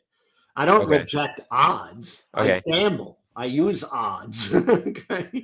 Right. So I'm not saying there's no odds involved in any of this. All So right. would you say it's highly likely that we exist, or unlikely that we exist as conscious human beings on the only planet that can sustain life Very in the known universe? in my thinking, it's extremely likely that we Okay. exist. Yes. Well, I mean, I'm saying, like, versus not existing, right? I Well, mean, that's like, what I'm saying. if you go Do from I the time the believe I universe, exist? Yes. well, yeah, I mean, obviously we both agree that you exist and that I exist, Well, right? I But mean, that's what you're asking me. I mean, is it within the realm of all kinds of mental gymnastics to say I don't exist? Yeah. but that's not me. I believe I exist. but that's not what I'm asking, right? I'm saying, like, from the beginning of the known time, which would be the Big Bang, which it sounds like you may reject the Big Bang, but I'm happy I to go to don't. that. Let me just make it clear. Yeah. I don't reject it. I don't know about it enough to make a declarative statement about it. Okay, So well, I'm being honest. all right, well, let's go there then, if you don't mind. So the entire it's pretty much an accepted theory that the Big Bang theory is the most likely way that the universe came into creation, and that I've heard time that. is finite. But you are saying that you do not accept that simply because you do not know enough about it. Is that where we're No, at? I have never done an in-depth study on the Big Bang. So when I have not done an in-depth study on it, I feel uncomfortable declaring my knowledge of the Big Bang. I know some basics, some very basic stuff, all right, but I'm definitely not someone who has studied in depth the Big Bang. Does that make sense? Or do you want me just to make stuff up? No, it does make sense. I think I just have my issue comes from the idea of not accepting something simply because you haven't gone and researched it. Like, uh, because, for example, I mean, people who are, I I guess my problem is that at some point that you have to have some sort of reality. This is kind of why I think Descartes would be really interesting for you to read. But like at some point you have to have some sort of reality to start building things off of. And I don't think everyone out there, including yourself, have to be an expert in cosmology, right, to believe that the Big Bang Theory is correct. But if you have enough people in the world who are experts in their fields, in their job, like we can't be experts in everything, right? But enough No. people but enough people who have studied this, including Albert Einstein himself, have blessed off that the Big Bang Theory is the most likely theory for the existence of the universe, or the And beginning of the like I existence of the said, universe. I've heard that, and I have no reason not to believe that. I wouldn't say I'm going to be able to comment on all the evidences of the Big Bang because I Yeah, don't know. but Right? but but you do believe in the Big Bang. Is that correct? Is that a positive assertion we can make? I literally, I don't know. So Okay. I would say if I would go with the consensus within these disciplines, and it seems to be the consensus that there was a big bang or an expansion, because the big bang is just a terminology, but there was an expansion of this universe, and that seems to be the predominant belief of the scientific community. So I would say most likely that is so, but I wouldn't bet my life on it. I wouldn't wager my life on it. No.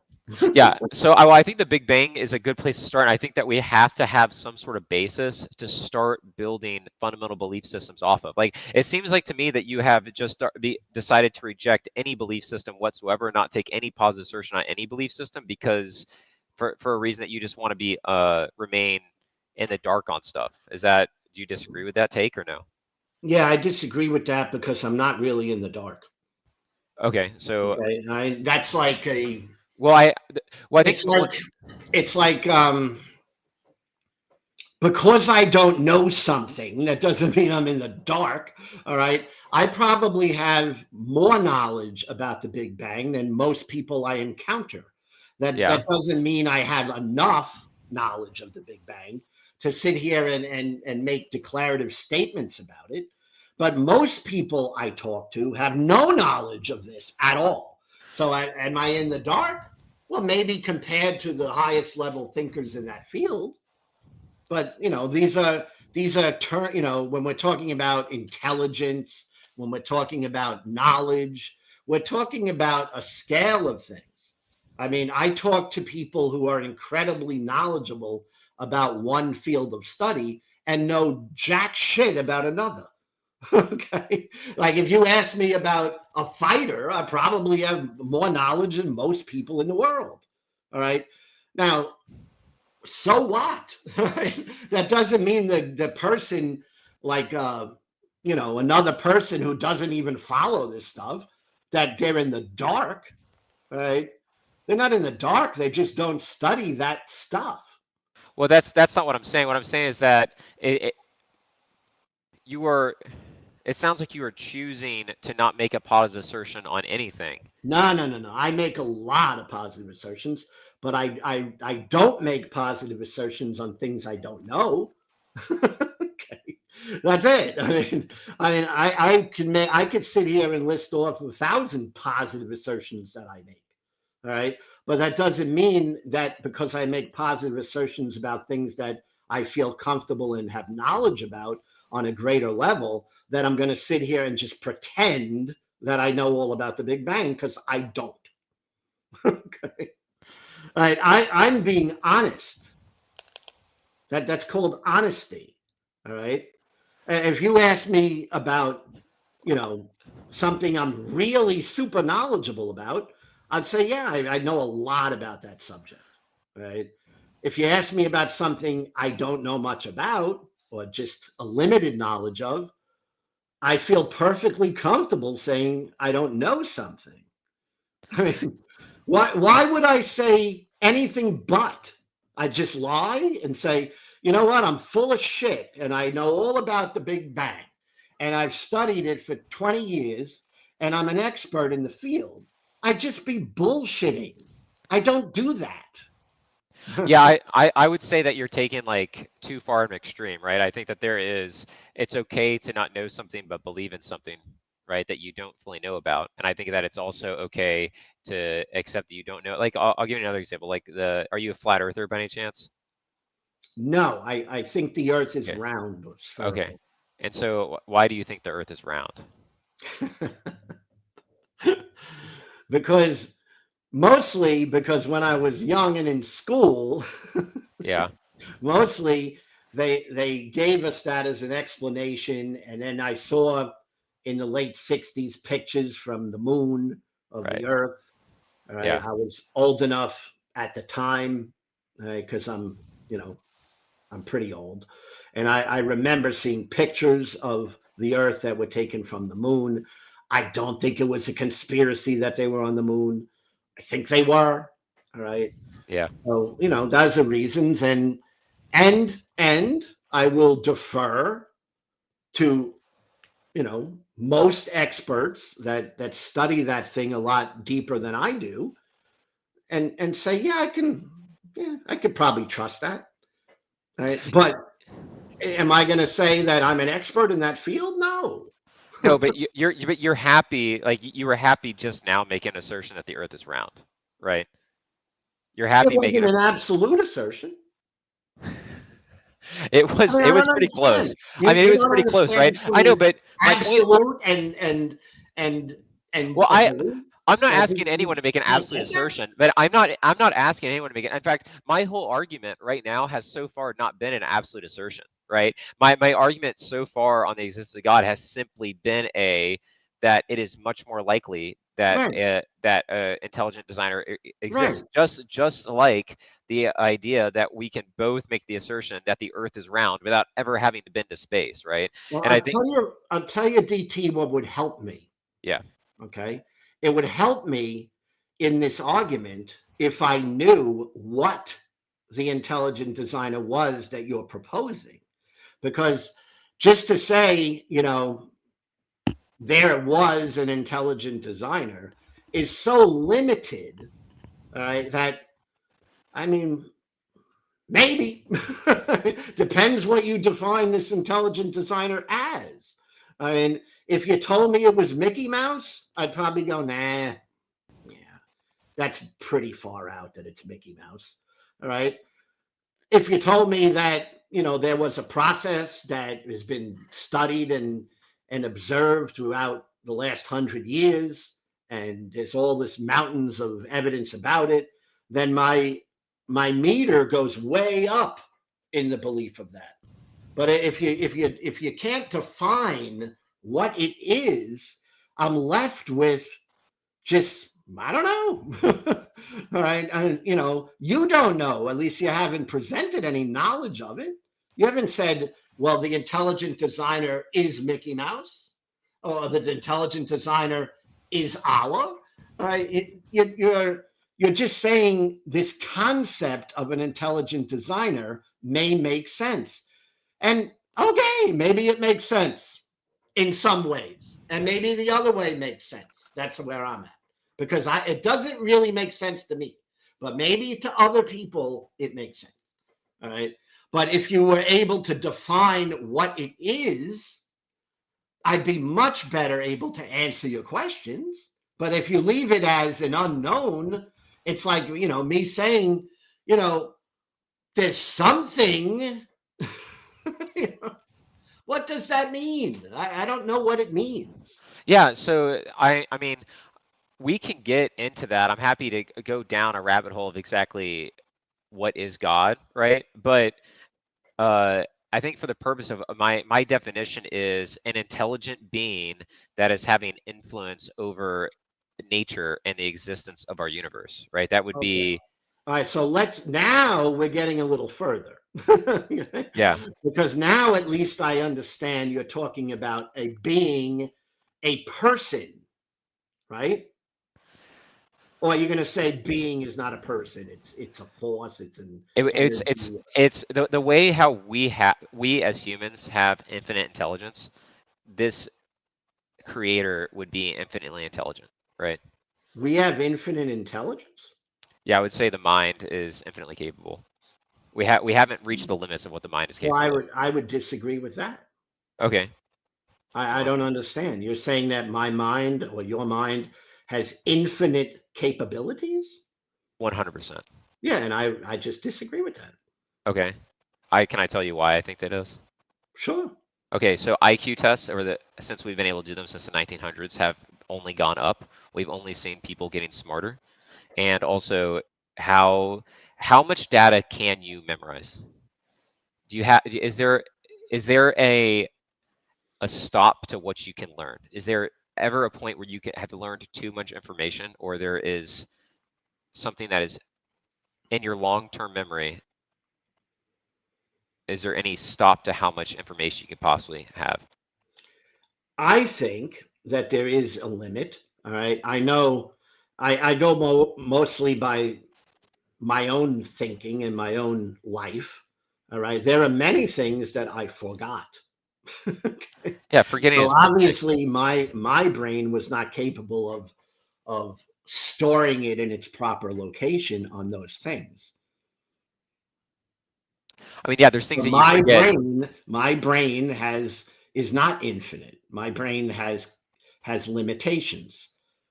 So that's how I would see that. Well, there's some limitation there. I mean, there's obviously some limitations. Like obviously, you have short-term memory. Your short-term memory has some limitations, right? Your long-term memory has some limitations, like you forget stuff, right? There are some limitations, but overall, we don't know what the full capability of the mind is, right? Like there is infinite amount of information that you can learn. There's never a point where your mind says, "Oh, I can't learn anymore." Or there's never you always have like the oldest memories of your childhood back to like when you start being able to your brain develops to a point where it can start retaining memories at like the age of 4 or 5, right? There's never a point where it's like, oh, 20 years, I can't remember anything anymore. You know what I mean? Like I can't remember things 20 years Right. ago. I mean, No, there's it things fall apart. depends on your individual brain. All right. Things like dementia Well, completely. that's different, right? I mean, No, it's a brain. well, All right. dementia is an exact is a disease, right? I mean, it's a disease Yeah. where your synapses start falling apart. That's different than the human mind, right? I mean, the human mind and intelligence has unknown Let capabilities. me ask you one thing, Yeah, go ahead. and then I gotta let you go because I can only talk to one person at a time. And I see skeptic philosophy has been waiting a long time. But do you think that the mind, or when people say the mind, is different from the brain? Um, I don't know. I have to think about that more. I'm not really sure. Okay, well, I'm going to say, I'll tell you what I believe. Okay. Okay. I believe it is not different from the brain. So that'll give you something to think about till next time. Maybe you have a way of showing that it's different from the brain. Or maybe you're going to agree, yeah, it's your brain. All right. Obviously, if it's the brain, then how could you possibly say it's unlimited? Because obviously, there's a physical aspect here that has limitations. Right? We have some people are smarter than others. Some people are born with mental disabilities. All right. Some people are born with, the Einstein type brain that is far more capable than somebody else. All right. And that's how I see that. So I don't see limitless. No, I don't see that, but maybe there's an argument for it. And I'm open to it, but I want to let you go because I got someone else and I can't see my brain. DT is limited. I'm serious. All right. I can't, I have a limitation of talking to too many people at one time. You're So good, I, man. I, I apologize for that, but that's one of my limitations. All right, So dude. You have a good one. I Appreciate it. appreciate you. Yeah, see you. Hey, skeptic philosophy, how you doing? Hey man, how's it going? Seen And your channel a few times. I yeah, have I to know. ask you because you've I'm never letting you addressed it. know. I've You've, seen you in okay, the chat, but appreciate it's it. nice meeting you face to Yeah. face. You too. I have to ask you because you've never addressed it in the chat, and I hit it on there earlier, but I didn't know if that was a filter with your eyes. I don't get weird, but your eyes are super blue on the video. Is that a filter or anything, or your eyes are really like that, or what? Oh my gosh, they're my real eyes. I I don't hear change you. them. Okay. No, Yeah, I that's had a my grandma eyes. that had eyes that were super blue like that. But yeah, I mean, I come on here primarily because everything this gentleman said is easily contestable, and it's not a scientific position at all. And firstly, he makes the position that all of these things are for logical reasons, but we know from character after character that people don't accept the gods that they believe in for logical reasons. They accept them for emotional reasons, is when they first accept them, and then they defend them on logical grounds. But you're defending on logic premise, and that's not. This is a right hemisphere versus a left hemisphere thing, and they did not accept him through the mathematical or through the logical side. They accepted the God premise that they accepted, completely left hemispherical, completely emotional, altar calls, kind of, oh, give your burdens to Jesus, give your this, and he'll lift your heart. And so all these are for emotional reasons that they accept him. And we know this just because the primary believers and the primary theists in the entire country, they're Christian. And this is their primary conversion. It is through altar call. They do these altar calls. They play this music that tries to appeal to the emotional side. So they come to these conclusions. They come to these beliefs for emotional reasons, not for logical reasons to start with. And then they come in here and try to defend them for logical reasons. That's the first thing that's wrong with his whole bad faith argument. But his odds argument, I don't think he fully understands how many planets there are. But he did say, and I will say this, he did say that the odds are astronomically high. And what's interesting about that is saying this means that you do accept that there are odds that could bring that consciousness into existence. It doesn't matter if you say how high there are, you are admitting that you believe there are odds that could bring that consciousness into existence. So my real question is, I don't understand why he doesn't believe those odds can be met. If he believes that odds exist that could bring it in, why doesn't he believe that those odds could be met? And then I don't think he understands how many galaxies there are out there. We have, from the Hubble telescope, and there's a video on this that's a fantastic video, by the way, that tries to let you visualize how many galaxies we're able to see through the Hubble lens.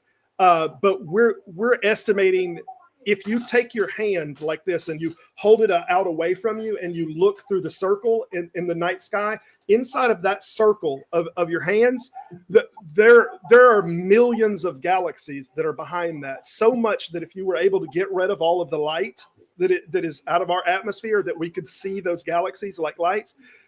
Imagine those as pixels, that you were holding this up to a 4K TV screen, and behind every individual pixel, we're talking about thousands of galaxies would be behind every individual pixel. And now those galaxies have billions of planets to those galaxies. So when he's saying that he doesn't think that, he doesn't understand the odds. If it's possible, when we have, I think our lowest numbers we're estimating is 10 to the 24th power of planets based on our, and that's the low estimate. We have 100 million to 1 trillion planets per galaxy. And we've observed so far 2 trillion galaxies. So I don't think that the mind can fully comprehend the amount of planets that we're talking about here. So with all of these planets, this is the possibilities that we're talking about for consciousness, to happen, for life to happen. So I don't think he fully understands that to start with. And well, I kind of see that the way you're saying it is how I see it. I mean, the other way that I think of things like this is there are a lot of unknown variables. Sure. There are so much involved in this. So it's not like just having 2 dice and rolling it, where we can come up with a more accurate odds, right? But when you're dealing with all these unknowns, I think the odds thing becomes much less persuasive. You know. Yeah, it does. And I actually wrote a book on this subject, and I wrote a book actually, the material, the Great Questions, a Material Explanation, and I talk about some of the statistical odds and get some from a few different books and a few different science authors on this subject. And what's strange, and I do mention it in there, is I see it as two different possibilities. Imagine these two, if you want to talk about odds and you're looking at things as odds. First of all, I think we have from one of the major universities, the odds of flipping a coin and it landed on its edge is 1 in 6,000. Like, for it to land on its edge. This is something that most of us have never seen a coin land on its edge from a genuine flip. We might have been playing with it on a table or whatnot, and it got onto its edge. But a genuine flip and it land and stay upright on its edge, it's something that it's rarely seen. But they're running the numbers on this as at about 1 in 6,000. So what's my chances of flipping a coin and landing it on its edge? It's extraordinarily low. However, as you mentioned, with your analogy, if I flip this coin, just 12,000 times, my odds of this landing on the side is twice. It's going to do it 2 times already, Right. statistically. Now, what if you did it 8 trillion times? Right. Exactly. So that's the point kind with of the what planets. I was trying to explain to him. That's the point with the planets. And when we're talking about what we're seeing as far as what is analogous to what we're visually seeing, I imagine 2 different rooms that we walk into. And let's say we go into one room, and that room is completely white room, and there is a table sitting there, and there is a penny that is sitting on that table, and that penny is standing up on its edge. I don't think any reasonable person would deny that someone set that penny on its edge intentionally. It's the only thing in that room. There's only one penny sitting there. So any reasonable person would see that and say, yeah, the penny was set there. But if you go into the other room that is more analogous to what we see, and we see something like the Goonies scene where they're in the bottom of the wishing wheel, and you're seeing thousands and thousands of pennies all over. And in this one, you see one penny standing on its edge. You're not going to say, oh, well, that had to have intentionally, been put there. No, this was just cast down the well and it landed there. It's easily seeable inside of the statistics of that. So when we see the amount of planets and the amount of galaxies that we see, and we're not seeing life on any of these planets, we're not seeing it. This analogy is much more akin to the wishing well room that we're stepping into. It's not that clean room of there's just one penny, there's no other explanation, someone had to put it on its edge. We see a giant statistical gap of we have trillions and trillions of opportunities for life to have arose on that planet. Well, that's what I'm talking about, variables. Yeah. These variables matter when you're trying to determine statistics. All right. It matters to me as a gambler. It totally sure. matters. And I'm watching fights coming up, and I see 2 fighters. I'm familiar with them. And then I find out one of them happened to, break his leg, the day before or something. That's going to impact, Sure. But if I don't know that, the odds of him winning are far greater. Yeah. But the variables, when we start talking about universe and the universe and possibly universes, right? Yep. I mean, we're talking about variables that I just don't know. They're inconceivable. And we don't know anything past the light shift. We don't know anything past like the amount of time, what's the name of that? Not the Hubble length. I'm trying to think of the name of the length that we can't see past what those planets, what those galaxies have had enough time for their light to get to us. There is a limit to how many galaxies actually that we can observe. Beyond that, there hasn't been enough time for those planets or for those galaxies for the light to get to us. So there's a reach as far as a light speed limitation that is limiting what we're able to observe in terms of galaxies.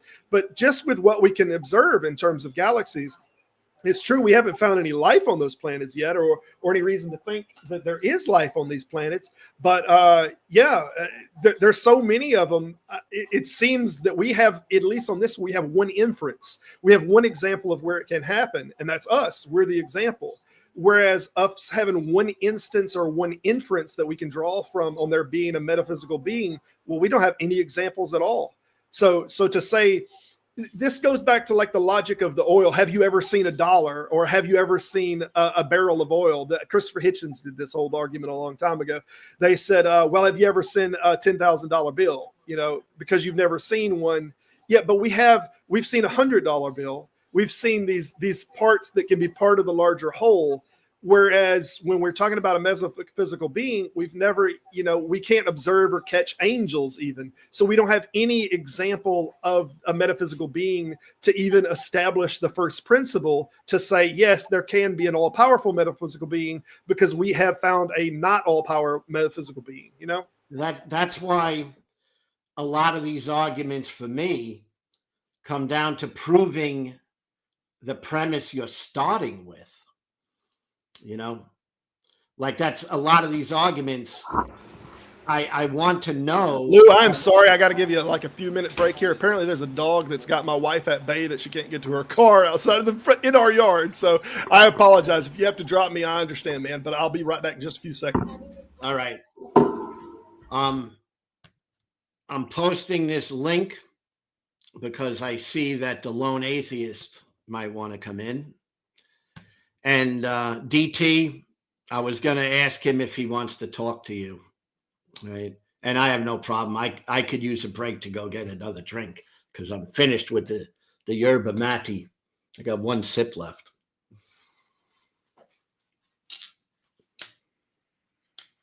So, lone atheist, you want to come on in? I dropped the link there.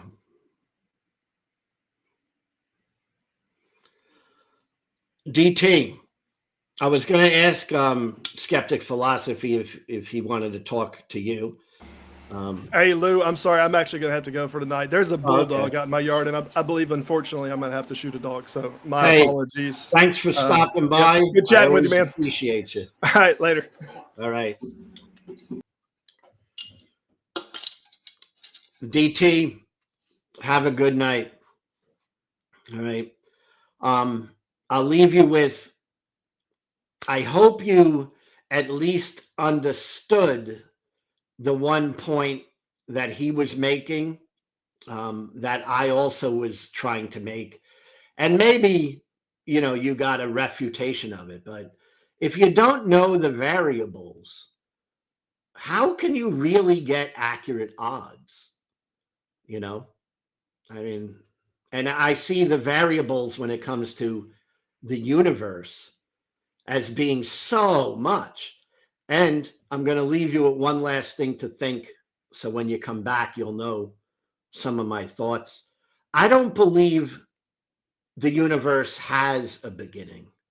So that's where I've landed so far. I think it changed forms. I think there always was a universe. But that's a long story. So another day we could talk about that. Yeah, lone atheist. Let me put the link here. All you got to do is click on it, and you should get in.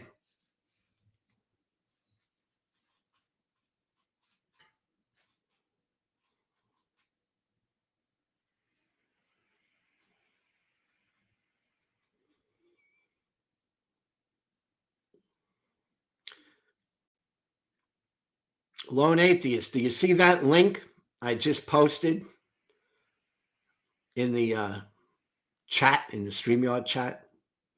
You just click on that, it should bring you right on the stage.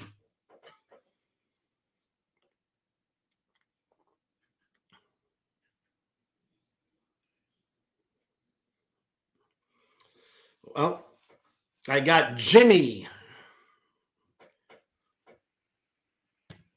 Hey, Jimmy, how you doing? I'm good, man. How about yourself? Okay, little sleepy, but I'm drinking the yerba mate. I got one more sip, and I'm okay with that. Good. Yeah, I was somewhat listening, and I was having a discussion with that Christian guy. It was quite interesting. Oh, it's that DT. It was very interesting, but no, I can't remember the guy. It was the guy's name. I think he jumped off. Oh, I think he kept was saying on stuff about it. early.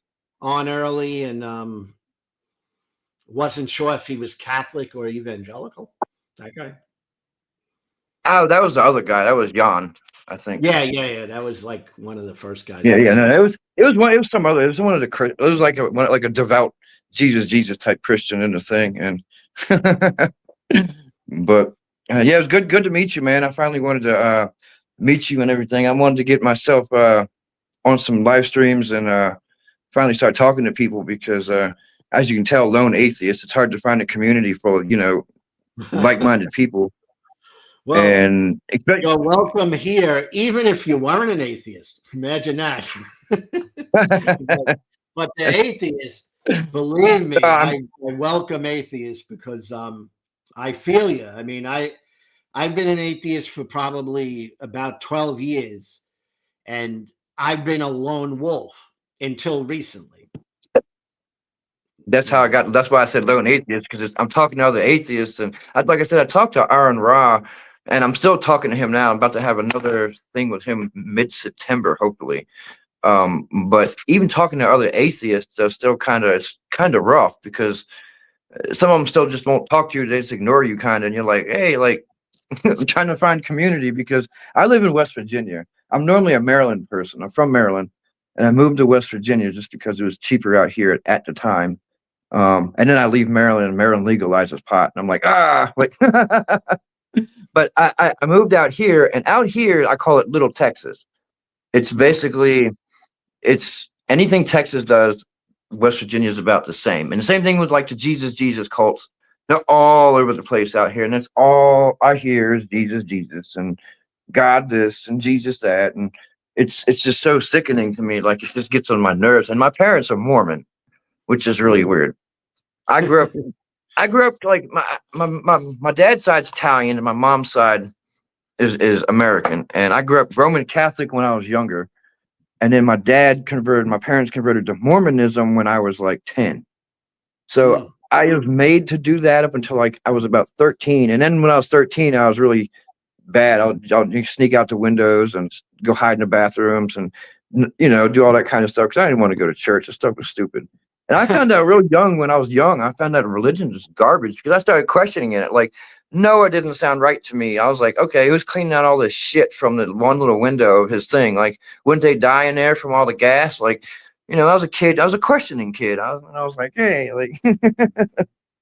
Well, you had a head up on me because I fell into it and I believed it for quite a long time.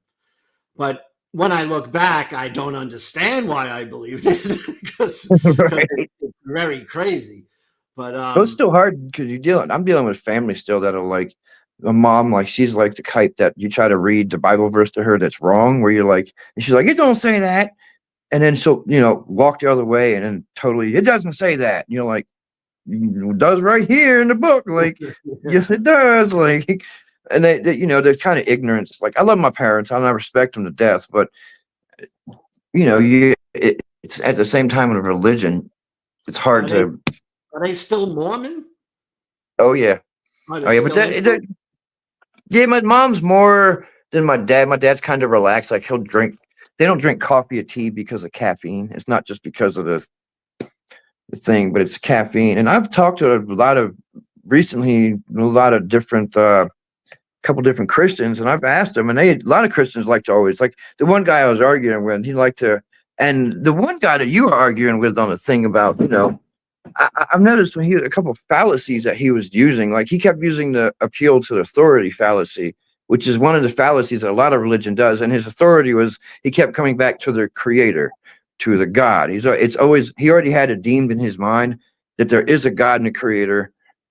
So this is that, you're not going to talk him out of there's no God because he already came to that conclusion long ago. No matter what evidence we show him, God did it. I totally understand that. I talk to enough Christians to know fully well it's rare that anyone is going to agree with me, Oh yeah. And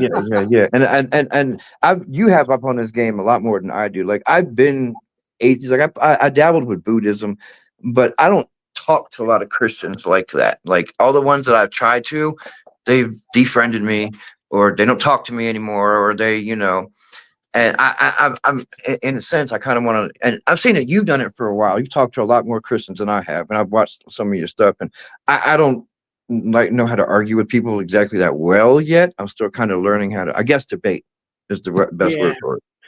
Well, And here's a little secret, Jimmy. All right. I don't consider myself a great debater, but I certainly believe very much so that I'm on the right side. Okay. and that's what I think. I'm Um, holding my belief so far, and that's what I've been so holding to to. me, they have to create and make a lot of shit up. It's Oh like yeah. because when it's just about reality, they're not in reality.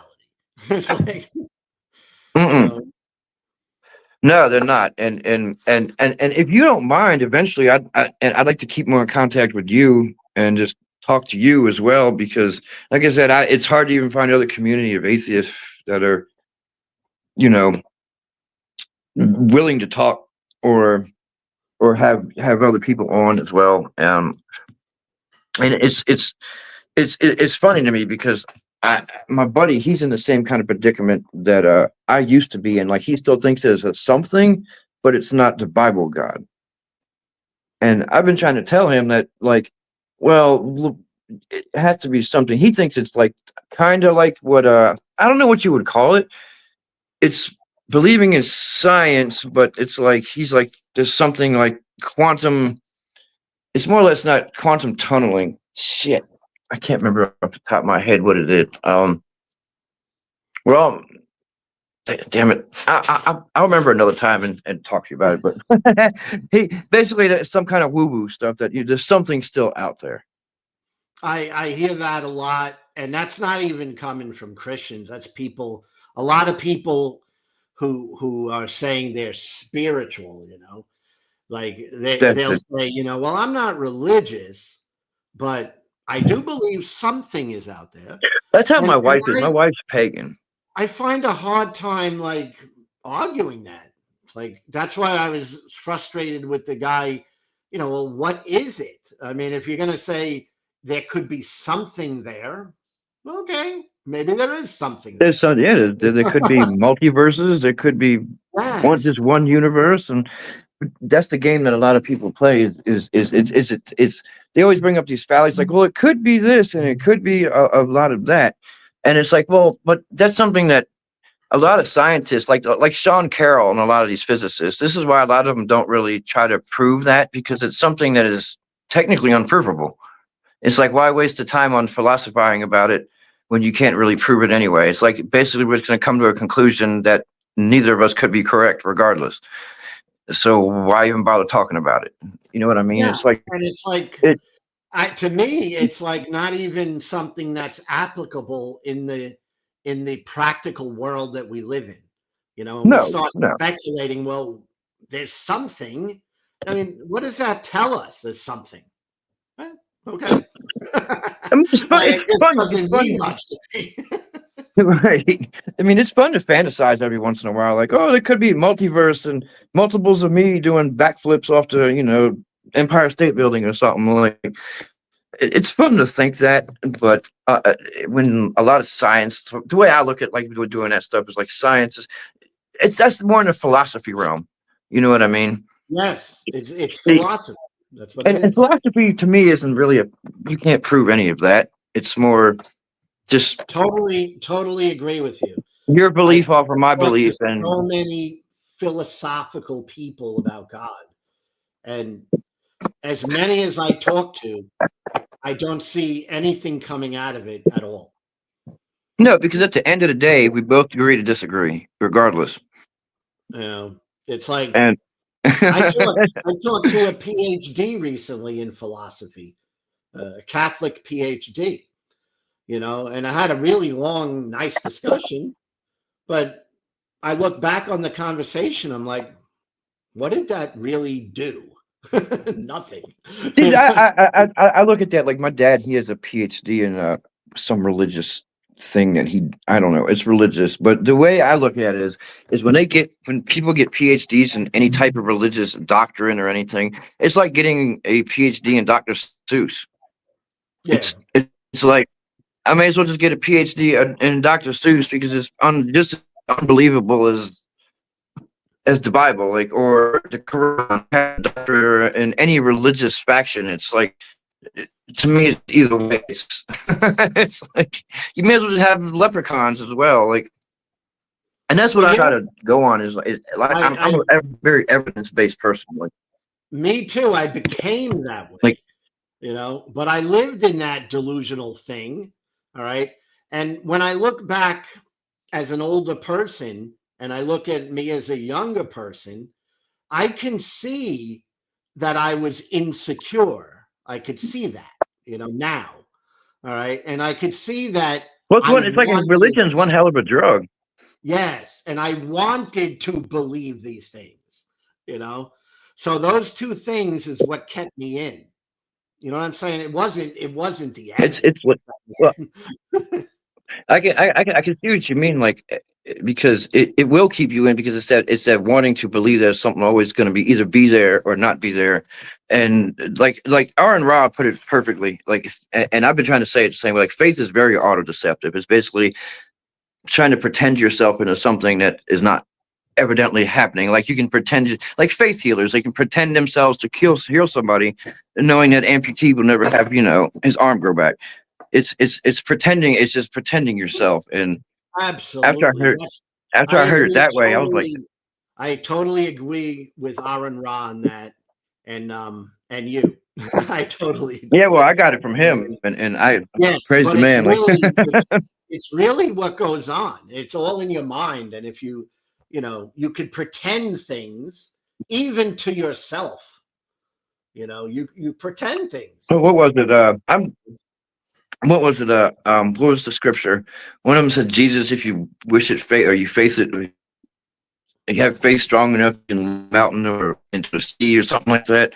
I don't know too much about the Bible because I came to a realization when I was younger that it was just full of shit, horse shit, like everything else. And some of the stuff was in there was cool. I've been learning it here in the last couple of years about verses and a lot of stuff I didn't know about it like before, like a lot of slavery stuff that's in there and a lot of human sacrifice stuff that's in there, and just a lot of the stuff that I was just like at the end of Timothy about Jesus talking about him being the one crushing the unbelievers just for unbelieving. And it's like, that's the only sin they committed was not believing in you, and you're gonna torture them to death forever. But you're supposed to be in love and Jimmy, you got to check out my little video I just made. I made it yesterday and posted it today. And that's what it's about. And it's not a long video, but I just spoke off the cuff. And it's about this whole idea that God would judge you based on a belief. That whole concept is ridiculous. Yes, it is. It is, and that is the only sin. If you can, like Aaron Ra also put it this way, he said, if you love sin, you can be a Christian because all you got to do is repent. No matter if you're a murderer or nothing, God will forgive you. Your God will forgive you here in your head, no matter what. But the only thing that God does not like is unbelief of Him. And that is it. And that's what Jesus wanted to do. And every time I tell Christians that, they're like, Jesus doesn't do that. I'm like, read the end. I think it's the end of Timothy. I can't remember the verses off the top of my head. He absolutely does that. It's like, I was a Christian. And I'm like, yes, he does. Like, years, and that's exactly what I was taught. And I've always wondered why Christians, I asked them, I asked the ones I've asked in this last week, and I've not yet to get an answer. Jesus said, follow all the old Jewish laws, yet ye be called least in heaven. And I asked Christians, I said, okay, there's 615 Jewish laws, I think there is, and or 610 or something. Yeah. And I asked them, I said, how many do you follow? Do you follow all of them like Jesus said? Like, I asked one of them in the chat today, and he goes, well, afterwards, Jesus said, I said, no. That's your interpretation. Jesus says, follow all the laws. Mm-hmm. Do you follow all of them like he said? They never answer me, ever. And I'm like, but if you're going off what your Savior says, your God King says, shouldn't you be following that? I think it's the way, because what they do is somebody put it to me the other day. They interpret the good parts, they take literally. The bad parts are all metaphor. As soon as it Yeah. comes to the bad part, then it's something totally different. Oh yeah, Anything else is God's did it. I call it making excuses for God. You know, that's the Mhm. best way I could describe it. And I used to I've heard do some it. sick excuses. You know, I used to I've do heard it. some sick excuses. I was an evangelical for many years, and I got at a point in time I got tired of making excuses. I just got tired of it. It's like, But you know, what got me was my dad. I respect him to death, but a couple months ago, what got me is because I was talking to him about how each religion are fighting against each other. That Christian religion are used to kill each other, and the Mormons and Protestants in the 1800s had, they were fighting each other, and the Mormons decided to kill a bunch of Protestants, just slaughter their whole town, basically. Protestants or Pentecost. What's one of those two? And but the Mormons went and slaughtered. And I asked my dad, I said, can you excuse that? He goes, well, in the Bible it says judgment and vengeance. And I said, so is that a loving God? I said, could you excuse? I said, let's just, he goes, well, it says eye for an eye in the Bible. The Bible says, I said, okay, let's just be barbarians here. And just for this sake, leave the women and children out of it. Okay, you killed all the men. Why did you have to kill the women and children? Why is that an excuse? man. I said, what do they have to do with it? They had why And the kill them? animals. Well, Don't forget God the said animals eye too. for eye, and I'm like, well, who cares what God said? Doesn't God say murdering innocents aren't as bad as well? Apparently, so why can you excuse in the Bible, vengeance against someone else killing their children and women? That's unexcusable. And right there, I was just kind of like, well, shit. There's another. My I wife. made a I said, video there's about another excuse for God. I made a video about that too, because God specifically has told human beings to kill nursing babies and their mothers and their animals, and none of which could possibly have been the ones that they were really mad at. Right? It's like No, and Jesus even says,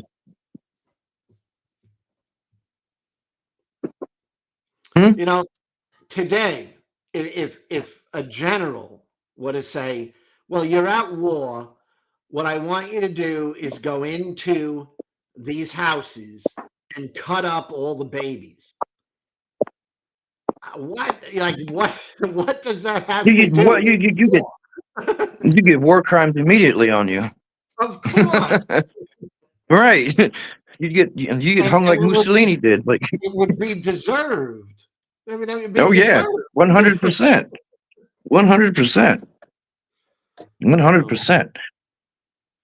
So I, I the God definitely told them to do that. oh yeah. Oh, their interpretation of what their God says, or their excuse for why they wanted to actually kill more or less the 10. Well, when I talk to Christians about that, a lot of times I'll hear, "Oh, but they were very bad people." I'm like, well, okay, but okay, so maybe there were some bad people there. And I don't even know that, but I'm saying I grant them that. But the nursing babies, the mothers nursing their children, Right. and Or and cutting them out of their own wombs. That on top of that, it's. I can't remember what passage it is. Next time I talk to you, I'll have it written all down and stuff. But there is a passage, Aaron Ross. I got it from him. That actually in the Bible says, I think it's the Old Testament, about abortion, about giving. So if she's pregnant, bring her to a priest, and supposed to make some concoction with like some pigeon's blood or something, and he yeah, gives it to her, and then she's supposed to have. He doesn't say miscarriage. It says something, a discharge from her thigh, her inner thigh, or something like that. If she is pregnant or not, it's something along the lines of that. I'm familiar with You it. familiar with what I'm talking about? Yeah, and Christians don't really like to talk about that, but it's No. definitely there, and it's a ritual, It's So So It's it's it's the whole it's thing. another one of those It's- contradictions that you bring up to them that the Bible is full of, and the second you show it to them, it's either it doesn't say that, or like we were just saying that how the metaphors are totally something different. It's well that doesn't mean that either, and it's like well it's pretty clear what it says, like It or like clearly says that there's a ritual where the mother drinks something, and after drinking that substance, she miscarries or has the baby dead. I mean, well that's what happens. my And, my and my thing is what gets me is I argue with a lot of Christians. My friend is she's a Christian because I always tell her Jesus always put himself before God. He always did. And she was like, "You don't know what you're talking about." I said, "Yeah, he does. Because in the Old Testament, God said none sit beside him or next to him, and he and no others before him. But then Jesus comes through and says, none others can get to God but through me, the Father. So Jesus literally right there puts himself in front of God because you don't. God says you don't need Jesus. You wouldn't need the Holy Spirit either. And this is why I can kind of understand where Judaism and Christianity kind of split. And one reason I think is why is because God literally says, "Don't put nobody in front of me." Jesus comes along and says, "Well, you can't get to God but through me." But then Christians tell me that Jesus isn't. That's not putting yourself to God. And I'm like, hold up. If you say through me is the only way, you're the only person, then who are you putting yourself in front of? Either you're God or you're putting yourself in front of God. And Jesus is not God. He's the son, claims to be the son of, or the GZI, the many GZI that they claim that there is in the book, that he thinks that he's God. A lot of Christians think Jesus is God himself, but oh yeah, it's, that's the basic Christian belief. Jesus is God. but even like, what was it? When he was getting on the cross, he says, Father, he prays to Father, Father. Was he talking to himself? Like, you know what I mean? Like, Father, why have thou art forsaken me? Like, were you talking to yourself there, buddy? Like, it made no sense. That's why I'm like, no, Jesus is completely different. Just like Satan in the serpent in the garden is completely different. And a lot of Christians conflate the two because Jesus in the serpent, God said in the Old Testament, he cursed him for all his days to crawl in his belly. But then in Job, and the next one, he's walking with God. So that can't be the same serpent. The serpent is totally different than what the devil from the New Testament is. And a lot of them think like, Every well, no, that's the Pharisees he's talking about, or that's the there are so many contradictions that are real contradictions, but they spend so much time and they go to school for it just to learn how to twist these contradictions into trying to say, oh no, you're not seeing it right. You know, well, it's different even version of the yes, and Bible. it's crazy. How Like many I was versions of the Bible is there? there's a lot. The Christian Bible. I think that I know of like three, I think. There's King Oh no, James, the there's a Catholic lot. Bible, and Way then more. some other one. Oh, there's so many. There's the NIV, the That's ESV, the other one. the Amplified Bible, the Living Bible, the I New was like, well, Living, who's right? right?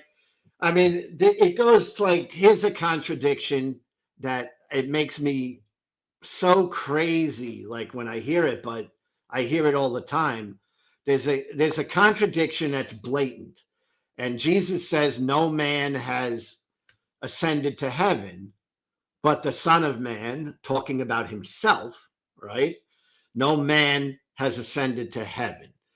And in the Bible, Elijah ascended to heaven, right? Right. But they'll say, they'll take that and they'll say, oh no, but it was a different type of ascending. It's like, well, What who kind else do you cares? do? And There's only who one cares? kind. He ascended. That's it. Well, he ascended differently.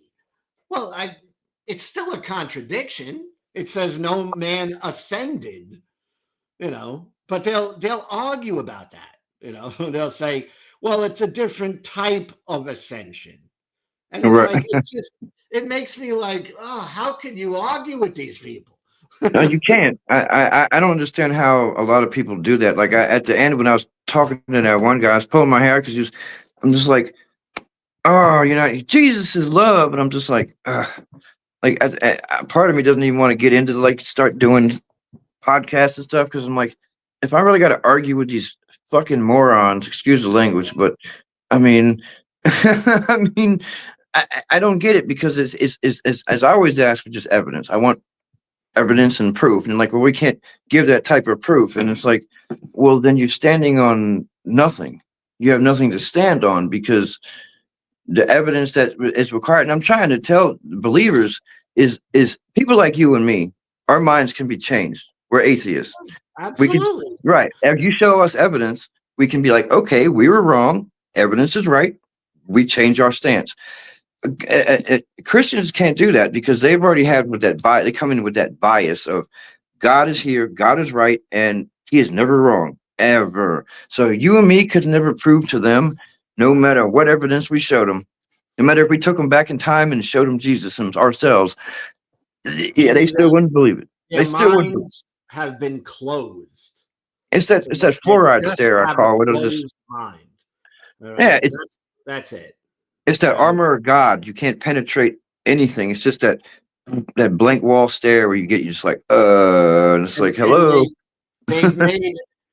Don't forget this, because I know I did this, and it's part of why they are the way they are. They make a vow of loyalty to this belief. All right, it's like a blood oath to this belief. I consider it, and I know this is weird, but when I was young, I knew someone in a outlaw motorcycle gang. All right. I was never into that, but I had a buddy when I was young that was into that. And they had an initiation where you made a vow, a blood vow, to I be know what you mean. loyal to the gang, right? And that's how I see Christians. I mean, they make this vow of loyalty to this belief. I can't remember what it's called. It's closed. It's a vow of prayer or something like that. I know what you're talking about. I know exactly what you're talking about. I've heard it with other Christian doctrine denominations where they'll have to write like a vow of faith or something like that, and it's something like that. To be a Christian in the world I came out of, you had to vow your life. Your life was put on the line. Which denomination was it? Were you in? Oh, that was just standard American evangelical Christianity through That Pentecostal kind of Assembly of God.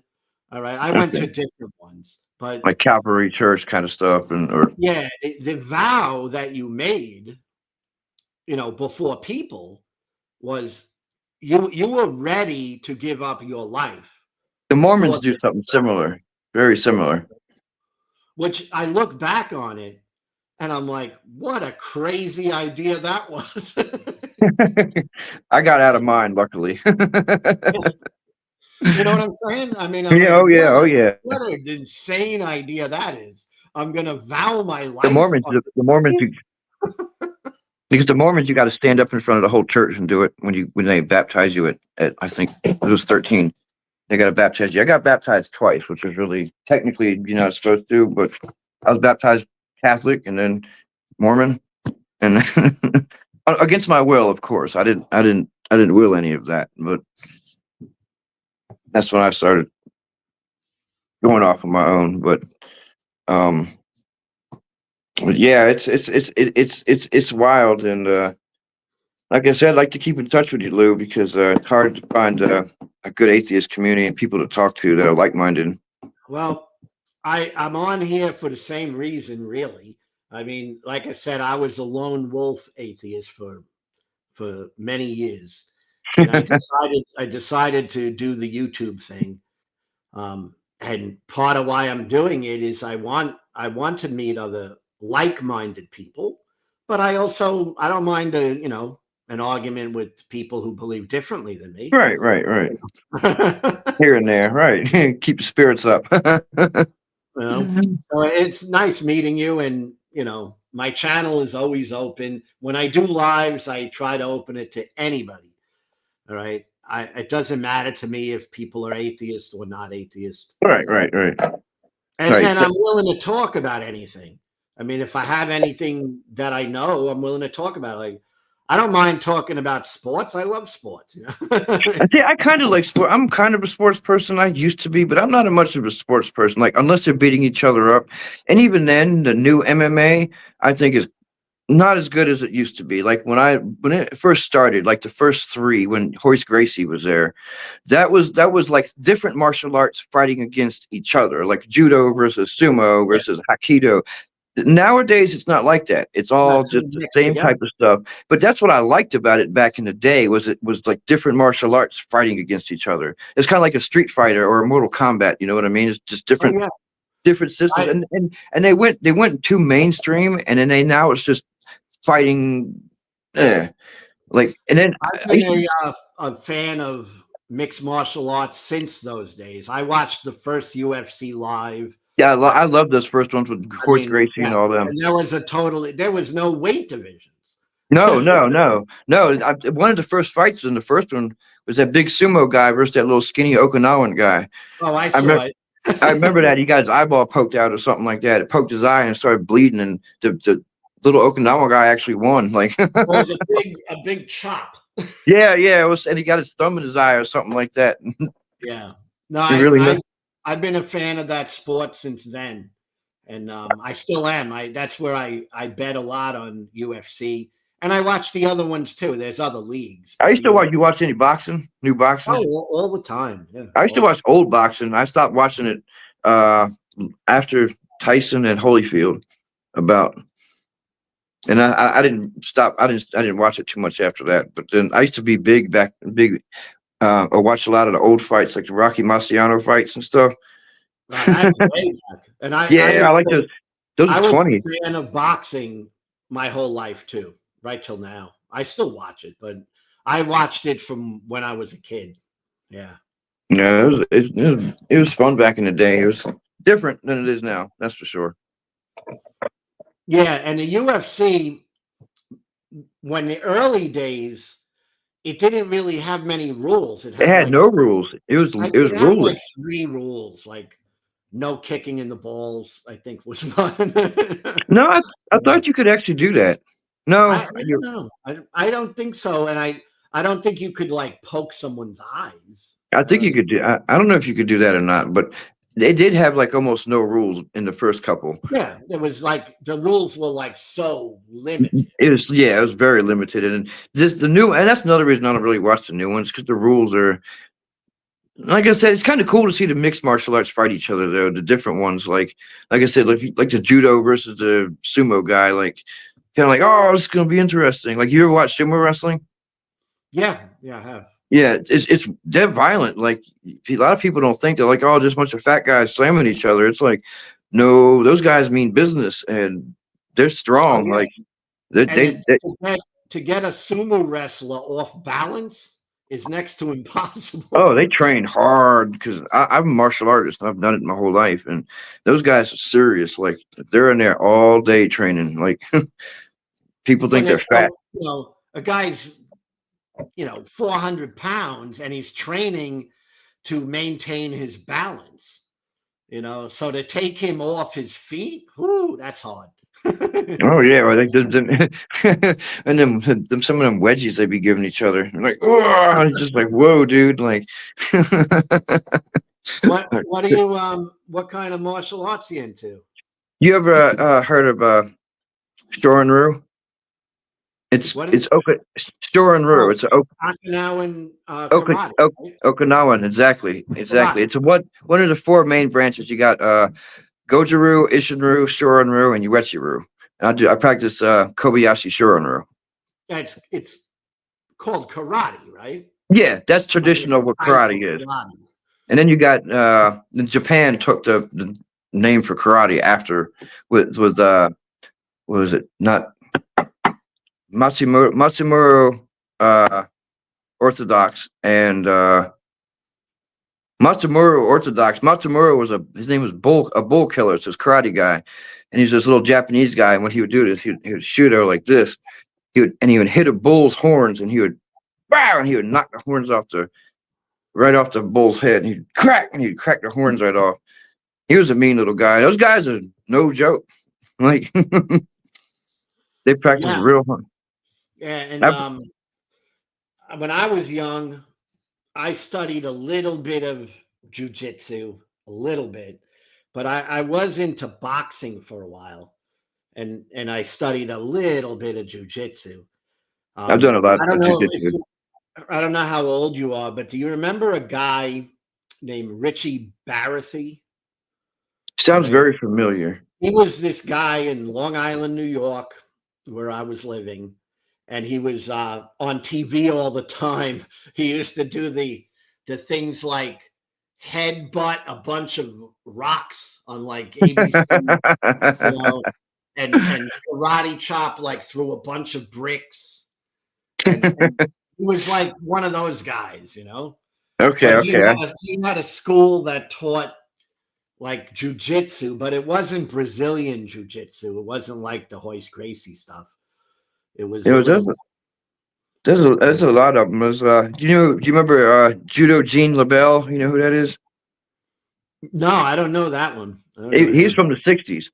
He's from a long time ago. Judo Gene LaBelle. He's a big judo guy from the 60s. When Chuck Norris was young and stuff. And then there was shit. I can't remember anymore off the top of my head at the moment. But I want to mention one of my favorites when I was young that I used to kind of like idolize at the time. I was young. Benny the Jet Euripides. I think I've heard of Benny the Jet. I think I've heard of him. His name is Benny the Jet. I think I heard it from my dad. He was an incredible fighter. A really good fighter. I'm 44, so I'm not like super old. Oh yeah, no, he's like I was real young at the time, and I'm 62. You know? Oh, okay, okay. But he was like he's really the original kick fighter. He's like I know that. I know exactly who you're talking about. You know, like it wasn't a thing; he made it a thing. You know, it was like. And then they had the one guy. Shit, he was an Enter the Dragon. Not Bruce Lee, no, not Bruce Lee. The white guy in Enter the Dragon. Chuck Norris. No, that was from Return of the Dragon. That's when they were in the Coliseum. Enter the Dragons when they went to Hans Island and they had the yellow outfits on, and they had the black guy was and then the white guy, and then they had Bruce Lee. I remember the black guy. I don't remember his name, but I remember the character. I'm trying to remember what the white guy's name was. He was like really strong, the black guy. Yeah. He was funny as shit. I loved him. He's straight out of a comic book, man. Like I loved him. He was great. Yeah. You ever see that movie The Last Dragon? I don't think I saw that one. I know I saw Enter the Dragon. Last Dragon was like the 80s. It was like a New York version. It was like the guy was Leroy Green. That's what it was. And it was funny. Sure enough, look it up sometime. You'll laugh your ass off at it. I watched the one with Lou Alcindor or Kareem Abdul-Jabbar. I think that might have been I don't know which one, but I think I know exactly what you're talking about. The one he has a fight in there with, you know, he puts a big. His name was Lou Alcindor, but he became, you know, he's known as Kareem Abdul-Jabbar. Yeah, he put the big footprint, the big footprint on his chest. Yeah. He kicked him when he was sitting down. He goes, boom! Like, I remember that fight. That was good. Yeah. But anyway, all right, you could have a home here. All right. Awesome. Have a home here. Check out the video I did yesterday because it was about the belief thing, you know. Okay, I'll check it out in the morning because I don't like. To me, that whole thing it doesn't make sense. A God is going to be so enamored with just from belief, and that's what I always wondered why too. It's like just because I don't believe in something, and that has, and then on top of that, to tack that as the worst sin, Right, right. worse than murder and rape and slavery No, and anything else. Like, it's really ultimately in the Christian mind, that's like the only sin because you oh could do yeah, any sin. yeah, they You could do excuse anything. everything else away. Yeah. But if you Everything else. don't believe in this, you're But then, gone. when you ask them which version, then it's always their version. Remember that one. Oh, Always there. always. I like that you understand the mentality, Jimmy. It's always my version. Yep. It's always their version. Your version's wrong. Whatever that Always, is. always. Anyway, I'm gonna run. I'm gonna close Yeah, this same out. here. The wife's calling me to bed. Thanks, and subscribe, check out videos, and comment. Definitely. I know who you are now. Yeah, I'm the lone atheist, so Jimmy's the The name, but lone lone atheist. atheist. Okay, yeah. So if you see I'm old, and I also smoke pot, so so do I forget a lot of. I forget a yeah, lot so of. you ever seen the lone atheist in your chats? That's me. Okay, have a good Definitely. one. All right, brother. You have a nice night. You too. Well, that was great, and want to say goodbye to anyone watching. Please like, subscribe, and comment. And I look forward to talking to any one of you next time. I love doing this. I love meeting new people. So appreciate all of you.